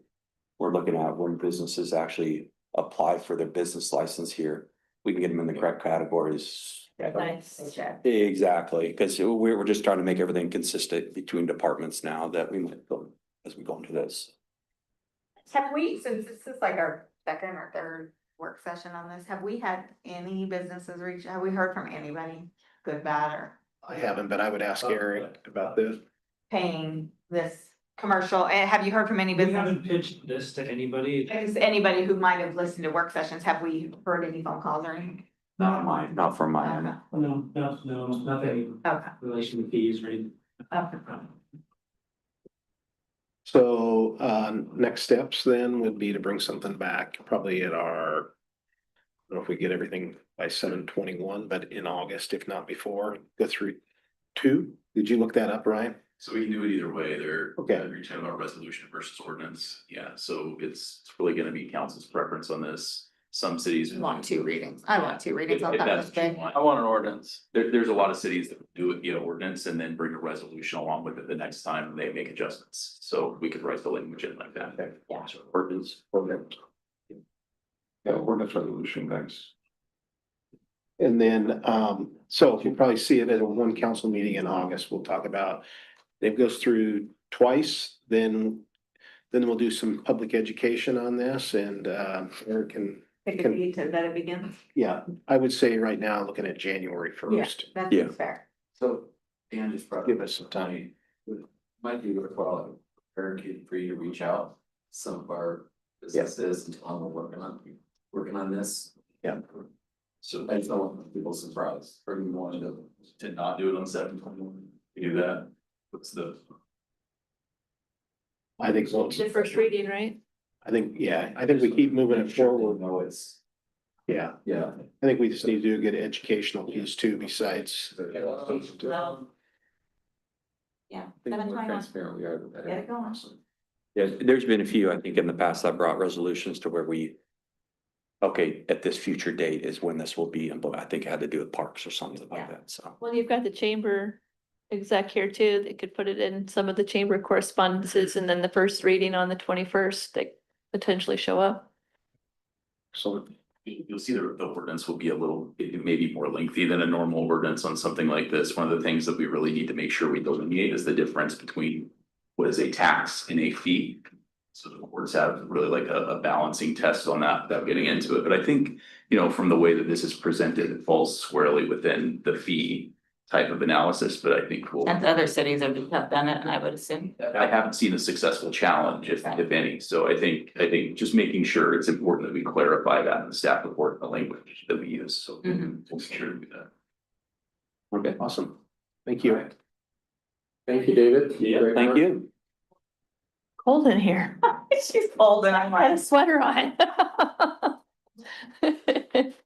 All right, now we're on to, are we ready Just for thinking TLT really or do you need a minute? We are, is this the TLT? There we go. Like, Thanks, chief. Back up here. Thank you. Get one more up here, Fran? Yeah. I'll do it right. Thank you though. Oh, there. The Eric David show? Oh.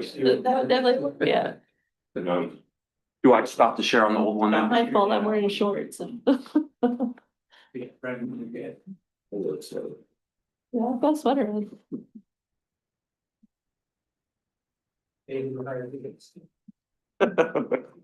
yes.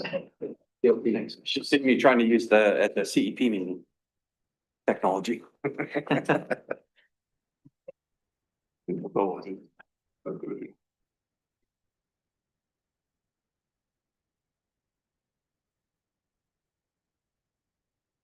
Ready, right? You're about We are ready. mother right now. We're off to item number 3, which is transient lodging tax. And we have David and Eric here to help us out. And David, your name's on the sheet, so I'm gonna kick it to you. Yeah, and I'm gonna kick it right over to Eric there, just to start it off there. Yeah. Thanks, Mayor. I'll kick us off.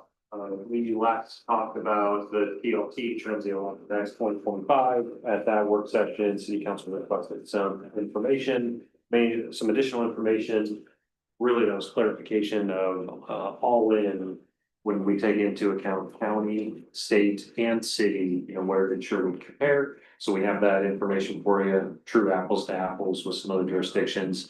We just heard through another meeting that there's a desire to bring this back, so here we are. Go to the next slide, Eric. Next one. This is, we're requesting some direction from you. There's really two main questions. Should the TLT be raised? And whether the answer to that is yes or no, there's still a follow the next question, which is, should the spending allocation remain the same or be changed? So potentially a yes or no on the first question, and then we still need to answer the second question. So that's what we're looking for feedback for you on, and Eric's gonna talk a little bit about the details. Yep, just a quick refresher. I think we talked to you several months ago on this, so just a very quick recap. TLT, transient lodging tax, just a tax on short-term stays. It's not, this is tax on visitors who come and visit our city, hotels, Airbnbs. We've only got the one hotel. We've had about one or two dozen Airbnb short-term rentals in Sherwood. Very, not a huge amount. Funds tourism promotion, tourism related facilities and activities, economic development. Our state rate right now is 1.5% TLT. Our county rate's 9%, which is the highest in the state. Washington County, very high. And so that keeps a lot of cities in our county very low. So we're at 3, and that's our total TLT rate is 13.5%. And supports statewide tourism marketing, local visitor infrastructure. Can I? Yes. Yeah. Does any of that county money flow back to us? Yes, and that is, we did present that in the last session. Yeah, we get about 2.5, 2.8% or something of that 9 back to us. And does that also go into our TLT account, or is it goes to go to our bill? It goes in the TLT account and then it gets split out across the 3 different funding mechanisms the council decided back a few years back. Okay. Yeah. So we do, good, thank you for. So we get about a third of it back, a little less than a third. Almost, yeah, exactly. So just another recap, the Hampton Inn, 73 rooms. I called the Hampton Inn sales director and got a number for this year, January through June, 62% occupancy rate. So far this year, not the greatest, but their bookings are very high for the remainder of the year, a much higher percentage than that. I don't know what that's gonna put them for the year, but they're at 62%, just something to keep in mind. They're feeling good now. What's that? They're feeling on the positive side. Yes, bookings are very good for the rest of the year. Do we have any idea why they were so low? Is it just weather, economy, everything? Okay. Right. Yeah, because historically it's been much higher than that. Right. I know, I just didn't know if it was like, we didn't have sports tournaments that are in town, or if we didn't have, yeah, it's probably just the economy. Yeah. Pretty. I think wine tourism's down a little bit as well and some other. Oh, yeah. factors, yeah. Gen So. Z's screwing that up. I'm making up for it, don't worry. That is, Seriously, have you seen it? It's like, yes, 13 billion down to 2 billion or something. yeah, That's yeah. a lot. So, but positive thing is they're looking good the remainder of the year. And then the rest of our funds come from short-term rentals, which is approximately 2 dozen. And I'll hand this one over to David real quick, just kind of the breakdown of how it all goes. So this is a few years ago, we held a work session, transient lodge tax work session, just to try to determine how we were gonna spend the resources, because prior to the hotel opening, we would receive maybe $4,000 to $5,000 from the Airbnbs that are around the city. And then we started accumulating a large balance once the hotel opened up. So what council decided at the time is, let's just, we approximately get about 160,000. So out of that, under the old state law, you could use 30% of that for unrestricted expenditure. So 30% of that goes to the art center right now, but technically that is one actually eligible tourism related facility that can be funded by a transient lodging tax. So we kept 30% of the total in the general fund, and the remaining was split up 66.6% to the ECDEV Development Promotion Fund and 33.3% to the Public Art Fund. So that's kind of just how things are split up currently, but like we said, that could be a topic for discussion tonight if you, as council, sees fit. We were funding the Old Town thing with the 66%.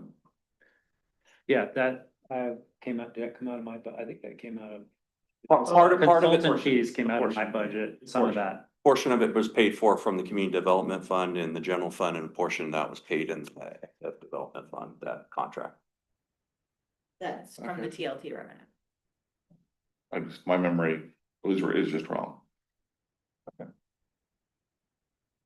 right. They paid for it out of that. Yeah, I thought that was I thought, my memory was, yeah, we had this project that it was gonna cost blank, so we said, okay, let's pay for that, you know, out of the gate with this dollar amount, with that 66%. And then once that project is paid for, then we would reassess where that money went. But if it were, and I'm, you know, free for the conversation, if I'm misspoken and we're just saying we're 2/3 is going to the economic development and the economic development department is paying for this project. And it's still potentially ongoing. I would like to, like the 30% to the art center, that, I don't need any information on cost money to run the art center.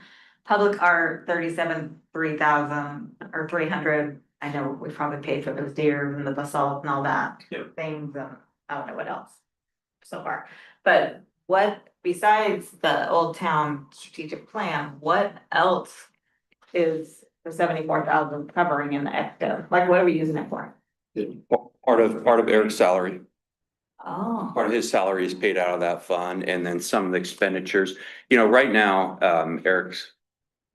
part of his time is over in the URA, part of it's here in the ECDEV development fund, and a little bit in the general fund, but since that's kind of his job, you know, economic development, there's some travel costs in here that kind of get split between the URA and the ECDEV development. Yes, I missed that. Because we always had an economic development person for years that. But this was kind of a newer created fund, probably within the last 2 years. We're just using that for moving money here so that it less pressure on the general fund. Yeah. Sense. Makes sense, yeah.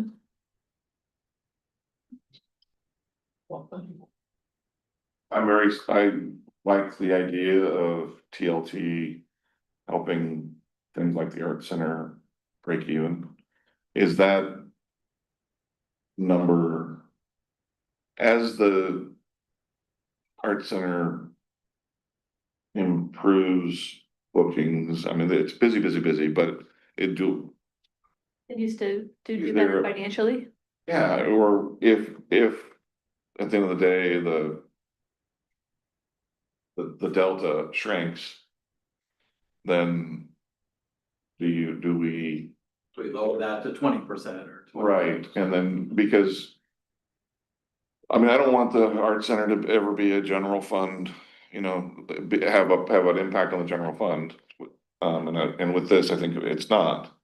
Similarly, like with the field house.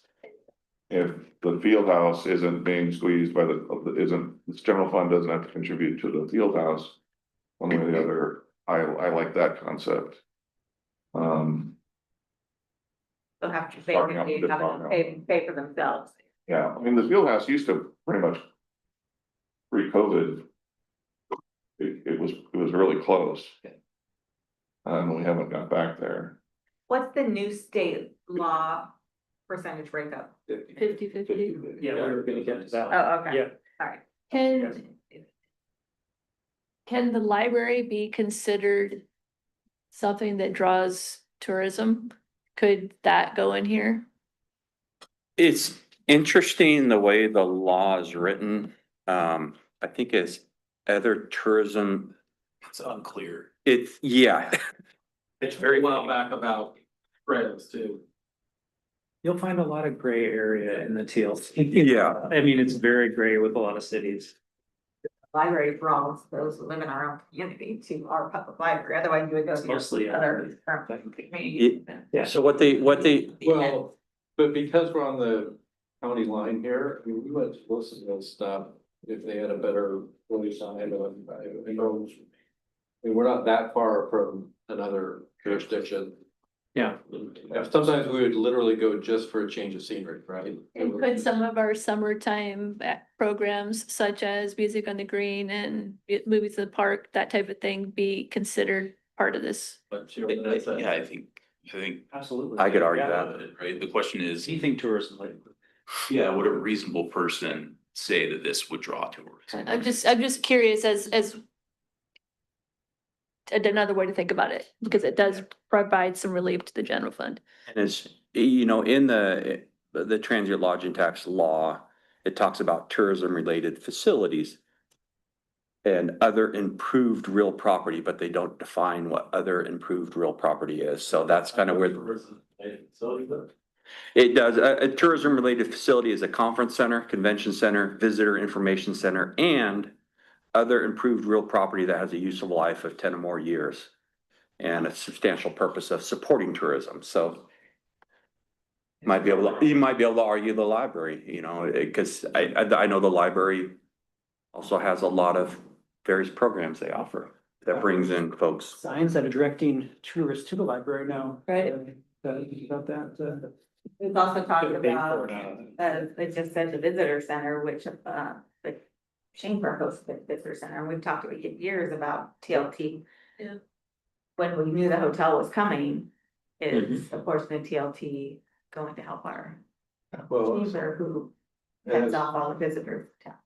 Yeah, I think that'd be a good use. Yeah, the promotion fund, it would, you know, maybe as we're looking at a city brand of some sort.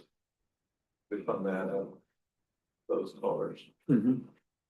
I like the idea of protecting some of our core services, you know, like the arts center and some services like that.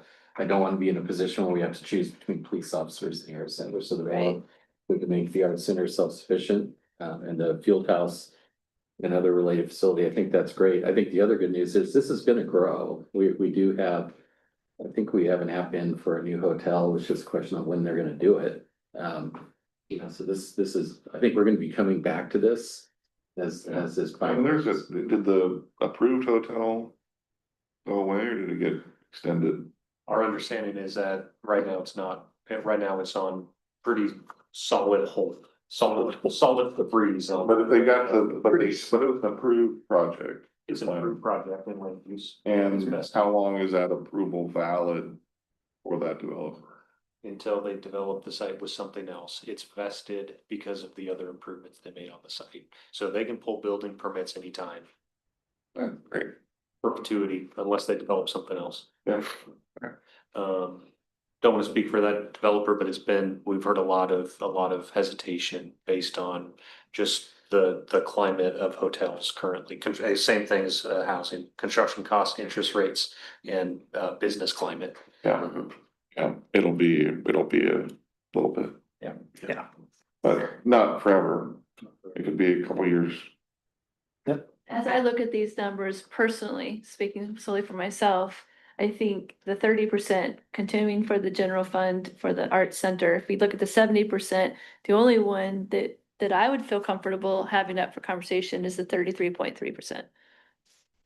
Yeah, cause otherwise, if you make a change to either the 30% or the 66%, you're just shuffling money. into Exactly. that. We're not gonna, let's just say, we don't wanna pay it for ECDEV out of this anymore, cause we wanna pay for this. Well, that frees up this money, that's now gonna pay for ECDEV out of the job. I mean, it's just. And yeah, and this is just a recap. Most of you there at the budget committee in June, you know, we have a little bit of hole in the general fund we're looking to try to fill with why we come up with other ideas. So yeah, if we did strip away some money, we'd have a bigger hole to fill. And 37,000 isn't huge numbers. What else could you do with that? Do we have any more public art conversation coming up that? So on the art side, there is more ideas. It's just a matter of Is that building something else or? building a balance, then do something. No, there's some low cost things people want to do, and then there's higher cost things. So it's just a matter of, you know, if you want to continue to put money into I that guess I would socket. say, okay, we've had this money flowing into the public art fund for years and we spent 6 figures on public art. Maybe it's, if we're gonna keep the 33% going to something, maybe it's somebody else's turn to, not public art.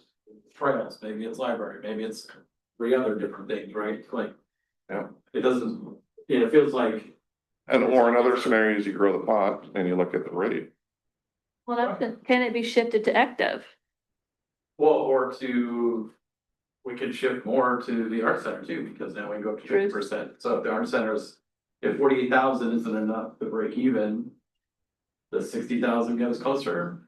I recommend, we have a few Yeah. other slides that would help, because it could help you answer this question that we're on now of allocation. I think one question that could answer first is, do you want a rate increase? Because then those numbers are gonna change. Yeah. So. I guess I was thinking that at first too, but then I'm also thinking like, well, I don't know if I want a rate increase until we know how we wanna spend it. So Up to you guys. it kind of goes, it's a Yeah. chicken and egg conversation. Yeah. 30%. All right. Go ahead. Let's do the next slide. Yeah. So if you want to skip this one? Yeah, it's gonna go, yeah. And then which one? No, yeah, no, go back one. Okay, this one? Yeah. Okay, so we're just gonna look at some scenarios. You know, the state law is gonna go to 50-50. Well, this allows cities to be flexible. It's not a requirement. So you can see we're the orange one baseline right now, 13.5%. We bring on an average of 160,000 a year. It could fluctuate. Yeah. You know, based on how many visitors, 800,000 every 5 years. If you're to go up 1% to 4%, we've laid out all the numbers of the amount that'll come in over the next few years. The 3-year total will go up almost a couple 180,000 or something like that. The 5-year total would go up significantly as well. And you can do whatever percentage you want. It doesn't have to be 4. Any of those changes puts us at the highest in the county, correct? Go one more. We'll talk about that, yeah. But my last point was just, you can even do 4.5. Yeah. It doesn't have to be an even number. But yes, so here's where we are, the orange baseline right there lays out where we are right now. If you were to go to say a 4% citywide TLT, so put us at 14.5 for the combined rate at the hotel. And that would put us right up just below Portland and Gresham and right at Warrenton and near Troutdale. If you were to do it 5%, you'd be one of the highest in the state. But you'd still be right at where the several cities in the Portland metro area are. So again, when we had an example a few months ago on how many dollars does that add to $170 room night? It's a few bucks. I know, I was just, I've never picked a hotel room based. no, on- I just pulled up my receipt from the hotel this weekend that I was at, and I'm like, I don't even know how much I paid. I'm like, like $18 a night on my taxes. Okay. I know, but you don't even know that until you're checking out, right? Yeah. So it's like. When you book it, I mean, you could find. it does show you but your, remember yeah, that. yeah. Go to Disneyland, you pay hundreds. No, based on location. Not one place also you get the reserve fee. Yeah. So that just kind of lays out where a lot of other cities are. All right, so go back to the other one where it tells you how. So these are just some of the scenarios right here. Does the city want to do that? The Newburgh, their just their piece is 9%. Yeah, Yeah, it gives their much lower city county rate rate. is 9, their county rate's only 1%, I think, in Yamhill, so it's pretty low. Yeah, it was who, you can literally imagine back in the day, which jurisdiction, was spotted that and acted first. Yeah, so it's. Yep. I'm in favor of 5%. I'm in favor of 6, actually. I'm good with that too. I think, I mean, I'd rather get it from people that are visiting us and on vacation and good moods than get it from our citizens. So. Do you have plans for this income then? Well, that's I gonna want be more what's- art, I want more trails, I want more of all that stuff, right? I want all the stuff that we just talked about. I don't wanna take it out of the art fund. In fact, I wanna say, hey, I wanna see $50,000 worth of art every year, or, at least 100,000 every 2 years. And I want people to be able to notice it, right? If you don't drive down Oregon Street, you don't notice that we've got new art. But I think we have to set priorities. I mean. No, I know, but it's not gonna be like, hey, we can do that by cutting it to $5,000 a year. And so whatever the discussion is, the first discussion I think is, I want more. I think the first discussion is protecting our revenue centers that are also our cost centers, like the art center and stuff like that, so. And then whatever we have left over, then we're talking about the more, that's the point I'm. What is the deficit on the art center per year? It is. I could run upstairs. You guys could continue your conversation. I could be back within 3 minutes and let you know. Yeah. Be right back. Okay, And is the field house making money or is field it? house too, David. I'll just bring it up. Good, now it's just staff, right? I mean, the building's paid for. I don't know the intricacies, but you also have the before and after partnership with the school district. Have played a role. I don't care about before, I care about him. I know, and I don't know what it is, I'm not, We had at Parks Board last night, Lance was actually there and did a presentation. I think we brought in 175,000 in revenue at the field house this year, which is the best we've done since COVID. But what's it costs, yeah. The cost is probably, is higher than that. It's higher. I mean, it's definitely higher. I'm gonna say maybe as much as 40% more. Where's Just salaries. well, you have, Several employees. Salaries and it's overhead. management. And we have 2 full-time employees and the rest are on call. 2 full-time employees in the field. And is it still hosting all the different For school. leagues and such, so we're still driving people? Yeah, during the day, the use is down quite a bit because Public Works is so busy, there's no place to park. So if somebody's busing kids in, then, you know, that's. So operational hours is a limitation. Basically 4 to midnight. And then Lance also schedules and coordinates stuff at Snyder Park, and so we bring in revenue there, but that goes into the turf replacement fund. Is the parking and public works from employees or just from our own city-owned vehicles? I ever. Employees. Employees, yeah. See. Yeah. So I'm supportive of higher rate. I'm supportive of, at least in the interim, freezing the art contribution, and then looking at where else to allocate if there is a whatever type of program is mine. But what are the different things that we like to fund? We've heard continue to fund art, we've heard, I've said trails. Someone said library, is there anything else we want to put on the list, and then we can debate the priority of those things relative to each other? It's, it's where, what are we, yeah. Well, we talked about, we haven't really funded the new park structure over at, we talked about the all accessible parking or play structure at the. Murdoch. We don't, so we could say, hey, that would be a tourism destination if it was. What's that? How we decided not to put that in. Not the full, Not the full thing, but like the surface or something, the spongy. Yeah.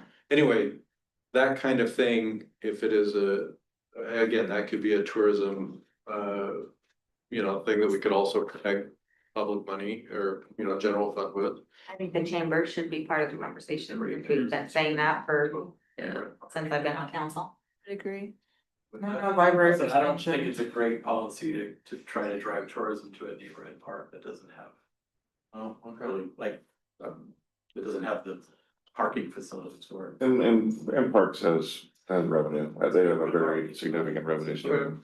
Well, we talked at one point about finding some quick wins on connecting trails so that we have more of a throughput, and we could, we connected this extra 50 feet, we would have I don't know if we actually did the work to figure out what that was, but. Well, yeah, sounds all sort of for the bottom, we just talked about this a couple weeks ago, the kind of the Brookman one is important. Yeah.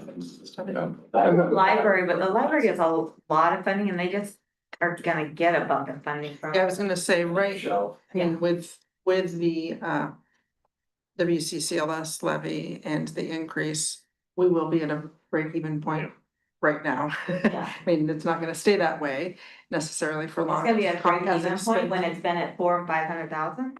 Deficit. Correct. We're We're gonna be bringing in 1.5. a lot more money coming in later. That's gonna help the general fund. We haven't taken that into consideration, have we? Yes. Yeah, we have. Greg, how much, do we have an Once it estimate? passed, we did. Do we have an estimate on that trail to connect the footprint area? We don't yet. We're depending on the route, though, it'd be different costs. Ballpark? I could say, I could give you a ballpark, but I don't have any. If you did the bridge over, you're probably looking at 1.4, 1.5, somewhere right in there. That's just a rough. That's about the same price. Feasibility. Bridge. Yeah. So, yeah, something like that, for me, it's a great way to help. It might be less than that. Just going off But of. you know, have to be the, whatever there's, we have park SDCs. Yep. That's your fund, social parks. Eagle Scout project. Yeah, you would. You could. And if we're needing some trail monies, there's, yes, we have some of this, but we have park SDCs typically to Yes. put stuff on trails. If you have Build a, trails. you have a. We spent it with 3 million. Yeah, There's park STC. absolutely. They're Not like, every time you invest in past, it's all about. For new neighborhoods. Improves it, not a new car kind of. new trails, you can't do maintenance. You can you can do new features on a trail. You can expand the capacity of a trail. With SDC. Yeah, you can't replace, you can't do maintenance of a trail. Maintenance is the thing, yeah. So why did we not talk about that at Parks Board when we? Like when you want to. Conversation every month? SDC 101, sorry. We have with Cedar Creek Trail, I mean, we've got SDCs. Yeah, actually, since the last couple of years, we've been like, the recurring conversation on Parks Board is how do we get these trails built that we have no money for, and we've never talked about. What's the SDC balance? 3.3. So, yeah, 3.3 million, Doug.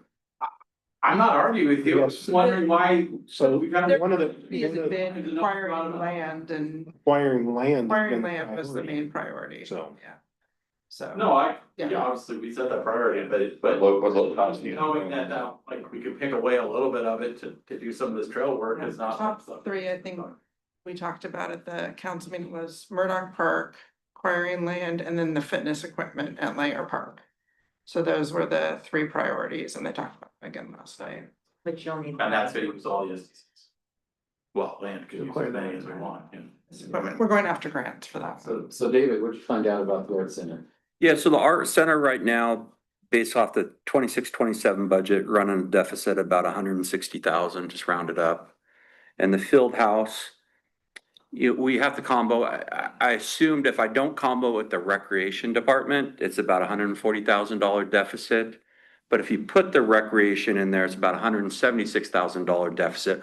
But you have to remember, we are shifting over $88,000 roughly that the field house, the recreation that department earns, and putting it over in the general construction fund for turf replacement. So just kind of take that into consideration a little bit too. Revenue's not offsetting that, Awesome, there's a huge chunk. but it will in the future. But we're just, yeah, make sure we can replace that turf.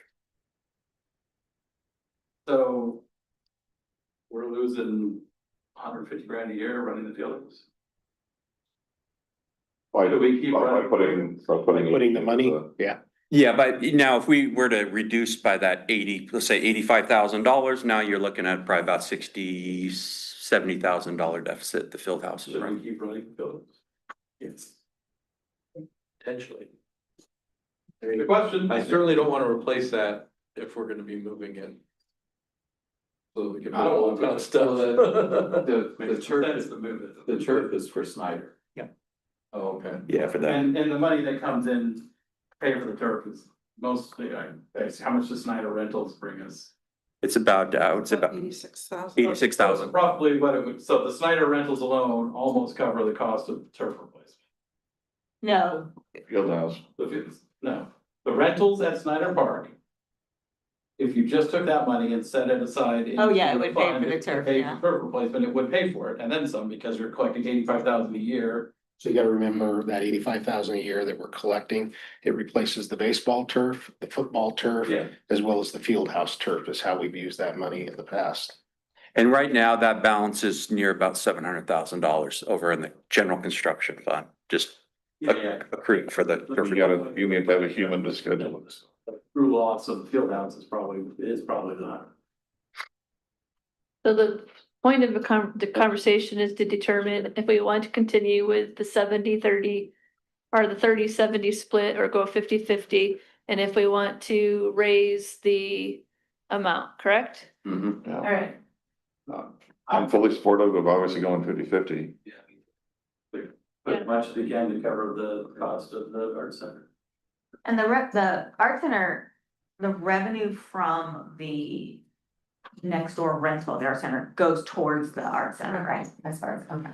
And it's not just that gap we can close from both sides too. We can be looking at, getting creative with our fee structures, finding ways to get people to rent it when it's not only being rented. I mean, we don't have to attack it all from just the fee side or the tax side.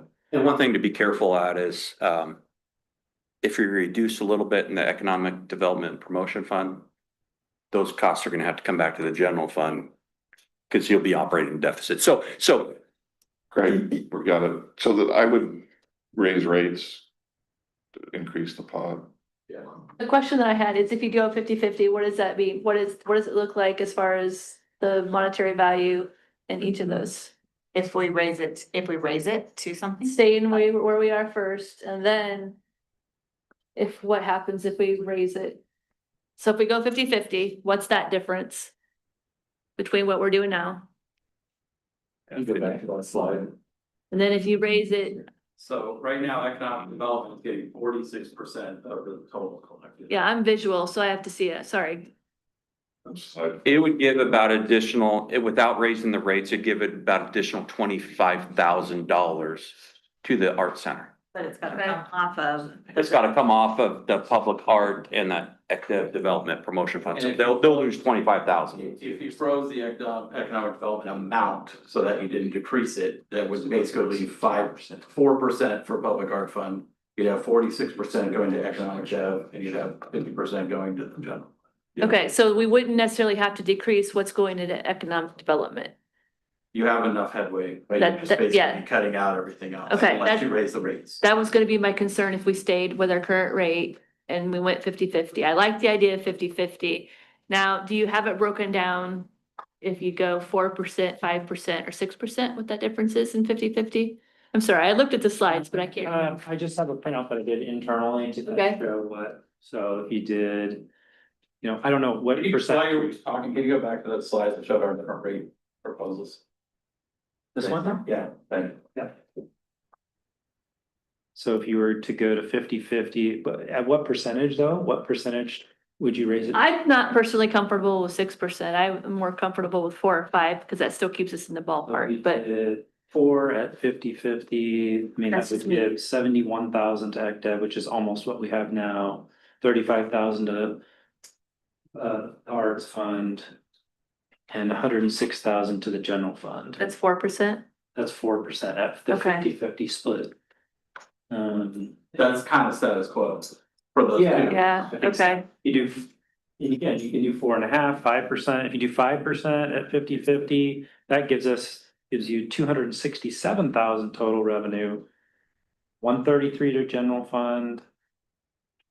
44,000 to the art fund and 89,000 to ECDEV. Okay. So But if you froze the active amount at 73, then you get more to go into. Yeah. The other bucket, I don't wanna call it art fund, the other bucket that we're gonna discretionary. Yeah, here. Yeah, the discretionary bucket. Sorry, I should have put this one on a slide. It was last minute because No, thank you. you would probably asked about this. Unfortunately, I'm a very visual person, so.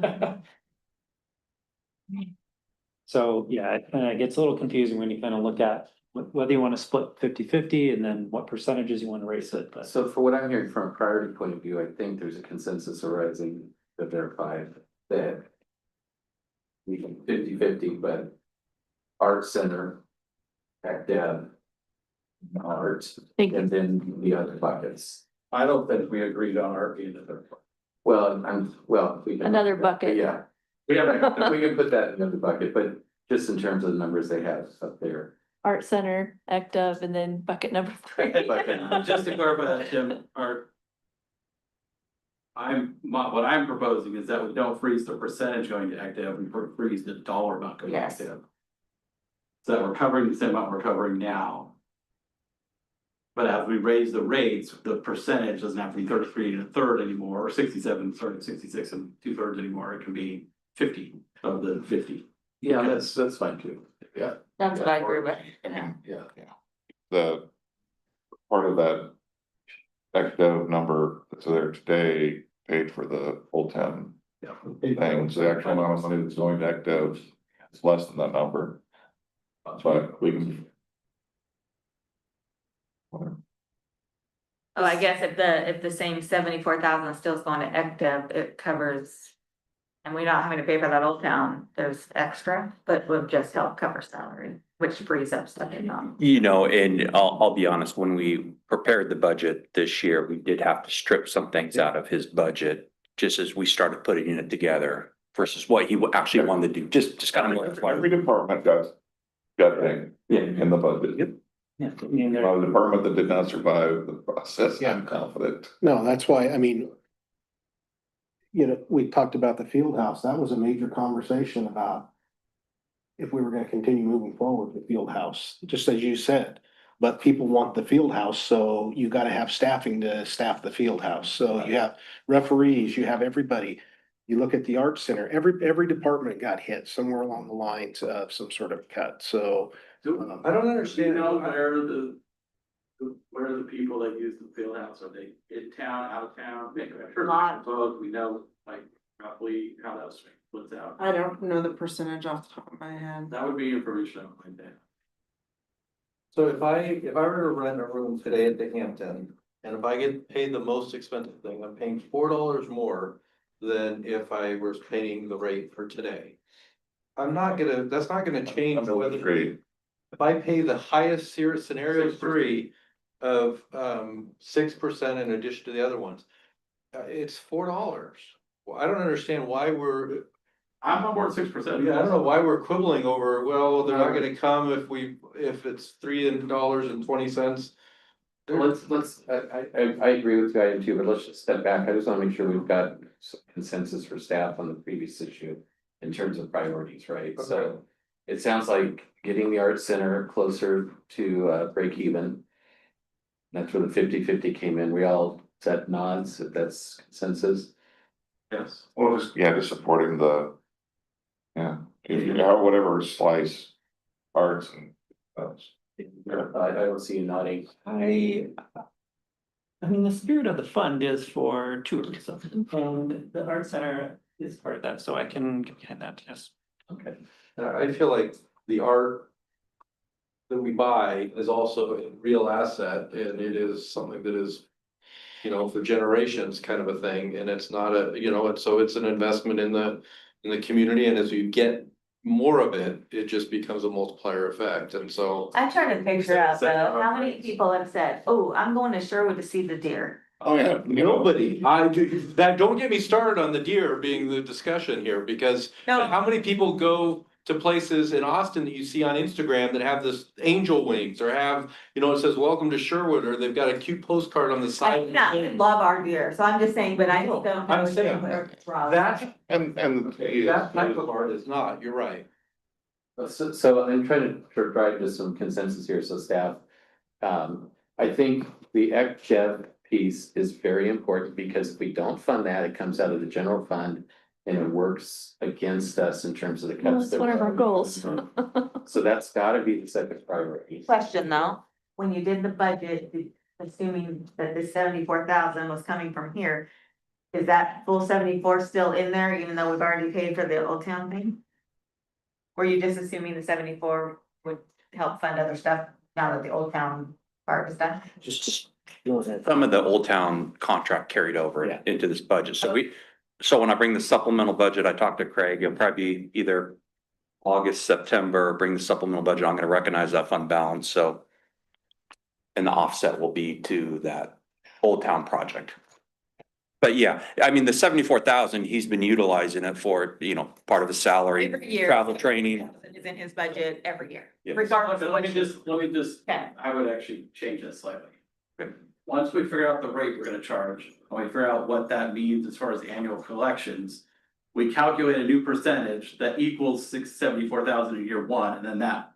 So it's not gonna be written as 74,000 goes, it's gonna be A percentage. 52.5% goes, Correct. which year one is 74,000 and then changes. Yeah. Right, okay, Right. okay, just But to that- make sure that was clear. And the one thing to be careful of, you know, if you put a cap, say 74,000, Not doing it.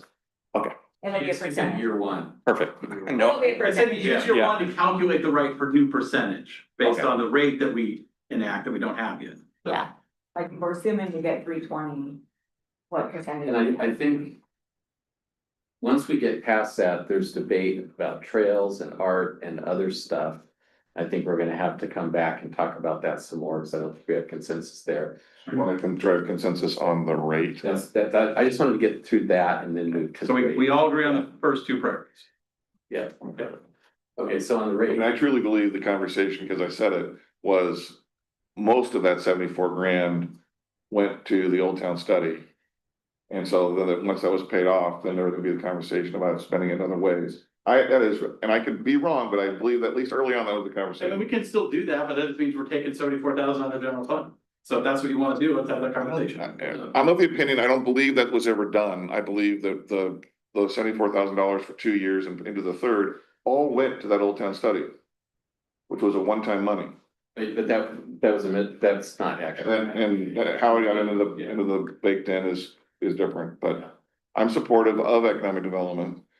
I'm supportive of if we raise the rate enough to go the concept that as Doug has suggested. So now that we've got that baseline, Taylor, I cut you off, because I wanted to get that first, so you were talking about rates. Yeah, I was just going with the rates, because I thought that was the question they wanted to answer first. So, yeah, it's a question of between $4.20 and $3.50. If you go with scenario 2 or scenario 3, and I don't think that makes a difference to anybody when they're making their room booking reservations. Now, maybe large conventions, but we don't have a convention hall, right? And so, I don't see it as, I don't see why we wouldn't at least go for scenario 2, but I'm for scenario 3, where we would, it's the whole reason why, frankly, we need a sales tax in the state is you need to capture revenue from people that are not living here, but that's a different discussion, but that's why I wanna. Yeah, that's a different discussion, but these visitors come and use our resources, they're here for our parks, our fantastic, turf fields, and I feel like they should contribute to replacing them. Will it detour the people wanting to build the hotels here? The higher the rate? But if our occupancy rates are high, why would they care? It's only It's a 62%. I understand that, but we think that's probably due to the economy. I would wonder if that's. It is not paid by the hotel operator. All I can Yeah, say it's a it's paid by the pass-through. visitor, Right? so. and the hotel operator gets a 5% discount when they send the money in because they're doing the So payment. it's not a deterrent is what I'm hearing you possibly say? Definitive yes. You haven't actually heard from somebody who said, yeah. To me, I look at it as like, if, who's booking a hotel room in Sherwood? People wanna stay in Sherwood. Yeah. But it's not like they're gonna stay in King City instead or Newburgh instead. It's not convenient for whatever reason they're staying in Sherwood for. Right. Maybe there's some percentage of people, maybe, but there's really no. I'm gonna drive 5 miles down the road to save $2. Yeah, it seems like we're tripping over. I'm good Dollars. with 6%. I'm good with 6%. What did everyone else say? Six, Six so far. two of us so far. 5, Three of us, six. 6, 5, 6. Six. Larry got 6. So it sounds like 6. Yeah, the perception of raising it to the highest in our area, to me, is more important than the couple dollars that it's raising, obviously. It's $300,000. Right, but is your bill, your argument that the bill's only The gonna. customer, yeah. It's like, So are you suggesting, what is your I suggestion? would say that for this next year, go to 4, and then after that, go to, like, do an incremental increase instead of doing it all at once to see what the Pushback is. region does. Yeah, because we're gonna jump above Portland for our transient tax as Sherwood, like, that seems. like bad optics, I guess. Okay, what if we did 5.5? I'd say 4.5 instead of 5.5. It still gets you more and it still keeps us under. But why? Are we a better destination than Portland? Yes, hands down. Like, people Again, come, I think it's. people come to Sherwood because They want to have a specific reason to come to Sherwood. Yeah. So that's why I'm like, no one's like, oh my God, they're 15% versus 14.5% I see it as in almost. Warrenton. Like, I'm not comparing staying in Warrenton versus Sherwood. I'm And- coming to Sherwood because I need to be in Sherwood. And how many people are actually gonna know that we are the highest out of the county? No, Because there's no nobody. chart anywhere. 2%. People are gonna go, who, where can I stay with the lower tax rate? I'm Huh? phasing it in. Like news spreads pretty much. I'm not against phasing it in. I would want to start at 5 in year 1 and go to 6 in year 2 if we did a phase. Yeah, I think we're leaving too much on the table. I agree. So 5% year one I can get behind that. and 6 year two. And at least model that. I mean, it's one of those things where, Mayor, you've always talked about us having to get creative with finding other sources of revenue. As long as we're hamstrung in the way we are with the way that, you know, we're able to get revenue, I feel like this is an easy way. Go back one slide. Sorry, Taylor, keep talking. No, go ahead. It's just, it feels like it's an easy way to get some revenue that is not impacting the citizens that elected us. And it is gonna make their lives better on it, you know. This is the one thing that won't impact our revenue. So you're talking $100,000 a year difference. So That's this is completely out of left field, but you could follow the model of, what I'll experience traveling is, yeah, you got your lodging tax. And I don't know, it might be prohibited, but is there you know, some $2 fee per room? That's Portland does some, what's, That's exactly what mine from. there's a two, Last night. 2%, I don't know what the. And so then You should see what San Francisco. anyway, so you, Called the tourism promo area assessment, $2 a night. This was In an arm addition link, to the, in addition to the sales Yes. tax and occupancy. tax. When I was in San Francisco a couple months ago, there was 7 different taxes and fees per night. so I'm just suggesting, if you go, I don't know if we legally can, but if you wanna. I don't want to start there. I'm just throwing it out. I'm just trying to understand that. So the 15% doesn't include that $2 fee that Portland charges? Is it 2% tourism improvement district? So, correct. Yeah, it does. With the totals. Oh, okay. Yeah. I was trying to reconcile, someone said dollar versus. And I'm in the dollar, if you were to create a city fee per room, and it might even not be allowed. I don't know. I don't know. I can look at it. I have no idea. But a way of having the tax look lower. And frankly, it's, The same thing. That shows up as 2 line items. That would piss people off more than just the Yeah. percent rates. yeah, I think it would. Having an additional line item Yeah. is way worse than I think having an additional percentage. Why are we stopping at 6% then if it doesn't really matter? Well, Good question. yeah. I'd be supportive of 10. Oh my God. I'm kidding. No, but It's but I- At some point it matters. They did between 4 and 6 matters. I think if you go to 12, it matters. Okay. I mean, I think that with our 6, we're gonna be at what percentage? It's so. 6 would be total 16.5? 16.5, I think. I mean, we're still within the incremental spread of all the cities There you go, Jay. at 16.5. Now, if we were at 20, we'd be way out of place. I think that was something share. Clarify that was a joke. Exactly that. I'm supportive of going 5 and 6 because I'd be willing to bet a lot of these cities are looking at an increase right now. Yeah. I do know for a fact there are a few. Yeah. In close by. Well, then, there you have it. We won't be at the top long, yeah, All right. we're good. So you're like But since some wanted 5 and some wanted 6, I could get on board with 5 and 6. Is affordable housing considered a tourism attraction? Yeah. No. Affordable housing is. Right? Okay. So, if we're going with 5 and 6, would you guys like this to take effect before the first of the year? Or? As soon as. The split doesn't come into, the split doesn't come into effect until January 1st. But all the items that we're talking about funding are legally. Yeah. Fall under the the 70% side anyways, so, yeah, I don't know. Why we gonna wait? Yeah, whenever, like, Sooner the better? yeah, Okay. but then I wanna come back and have the conversation about where The others. the others and make sure that the trails, the things we talked about, the chamber are all part of that discussion. Yeah, and one thing is right now the budget is built on this current split.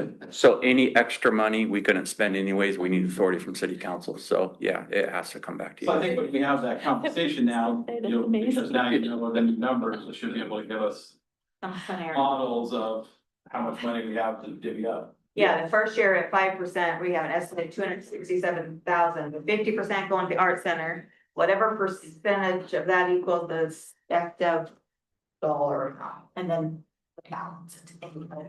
And you're saying as soon as possible for the 5% and then, 1 year later. okay, that was my question. 1 year later for 6. Yep. Yeah. I know there's a ordinance process they'll have to do. Yeah. Follow up, so. All I can try on that. The ordinances. Thank you for all the feedback. Yeah, thank you. Thank you. Appreciate it. Okay. That was an amazing conversation, but Thank you, everybody. But I, somehow we all come around. Taylor, I didn't know that you had such a, you want a long passion about our hope friends over there. It needs to be. Something that brings in people hashtagging and saying. Logo, right? It's gotta be- No, the logo shouldn't be either, but the stuff on the side of the building. But I don't think people are gonna say, oh, I got. I know.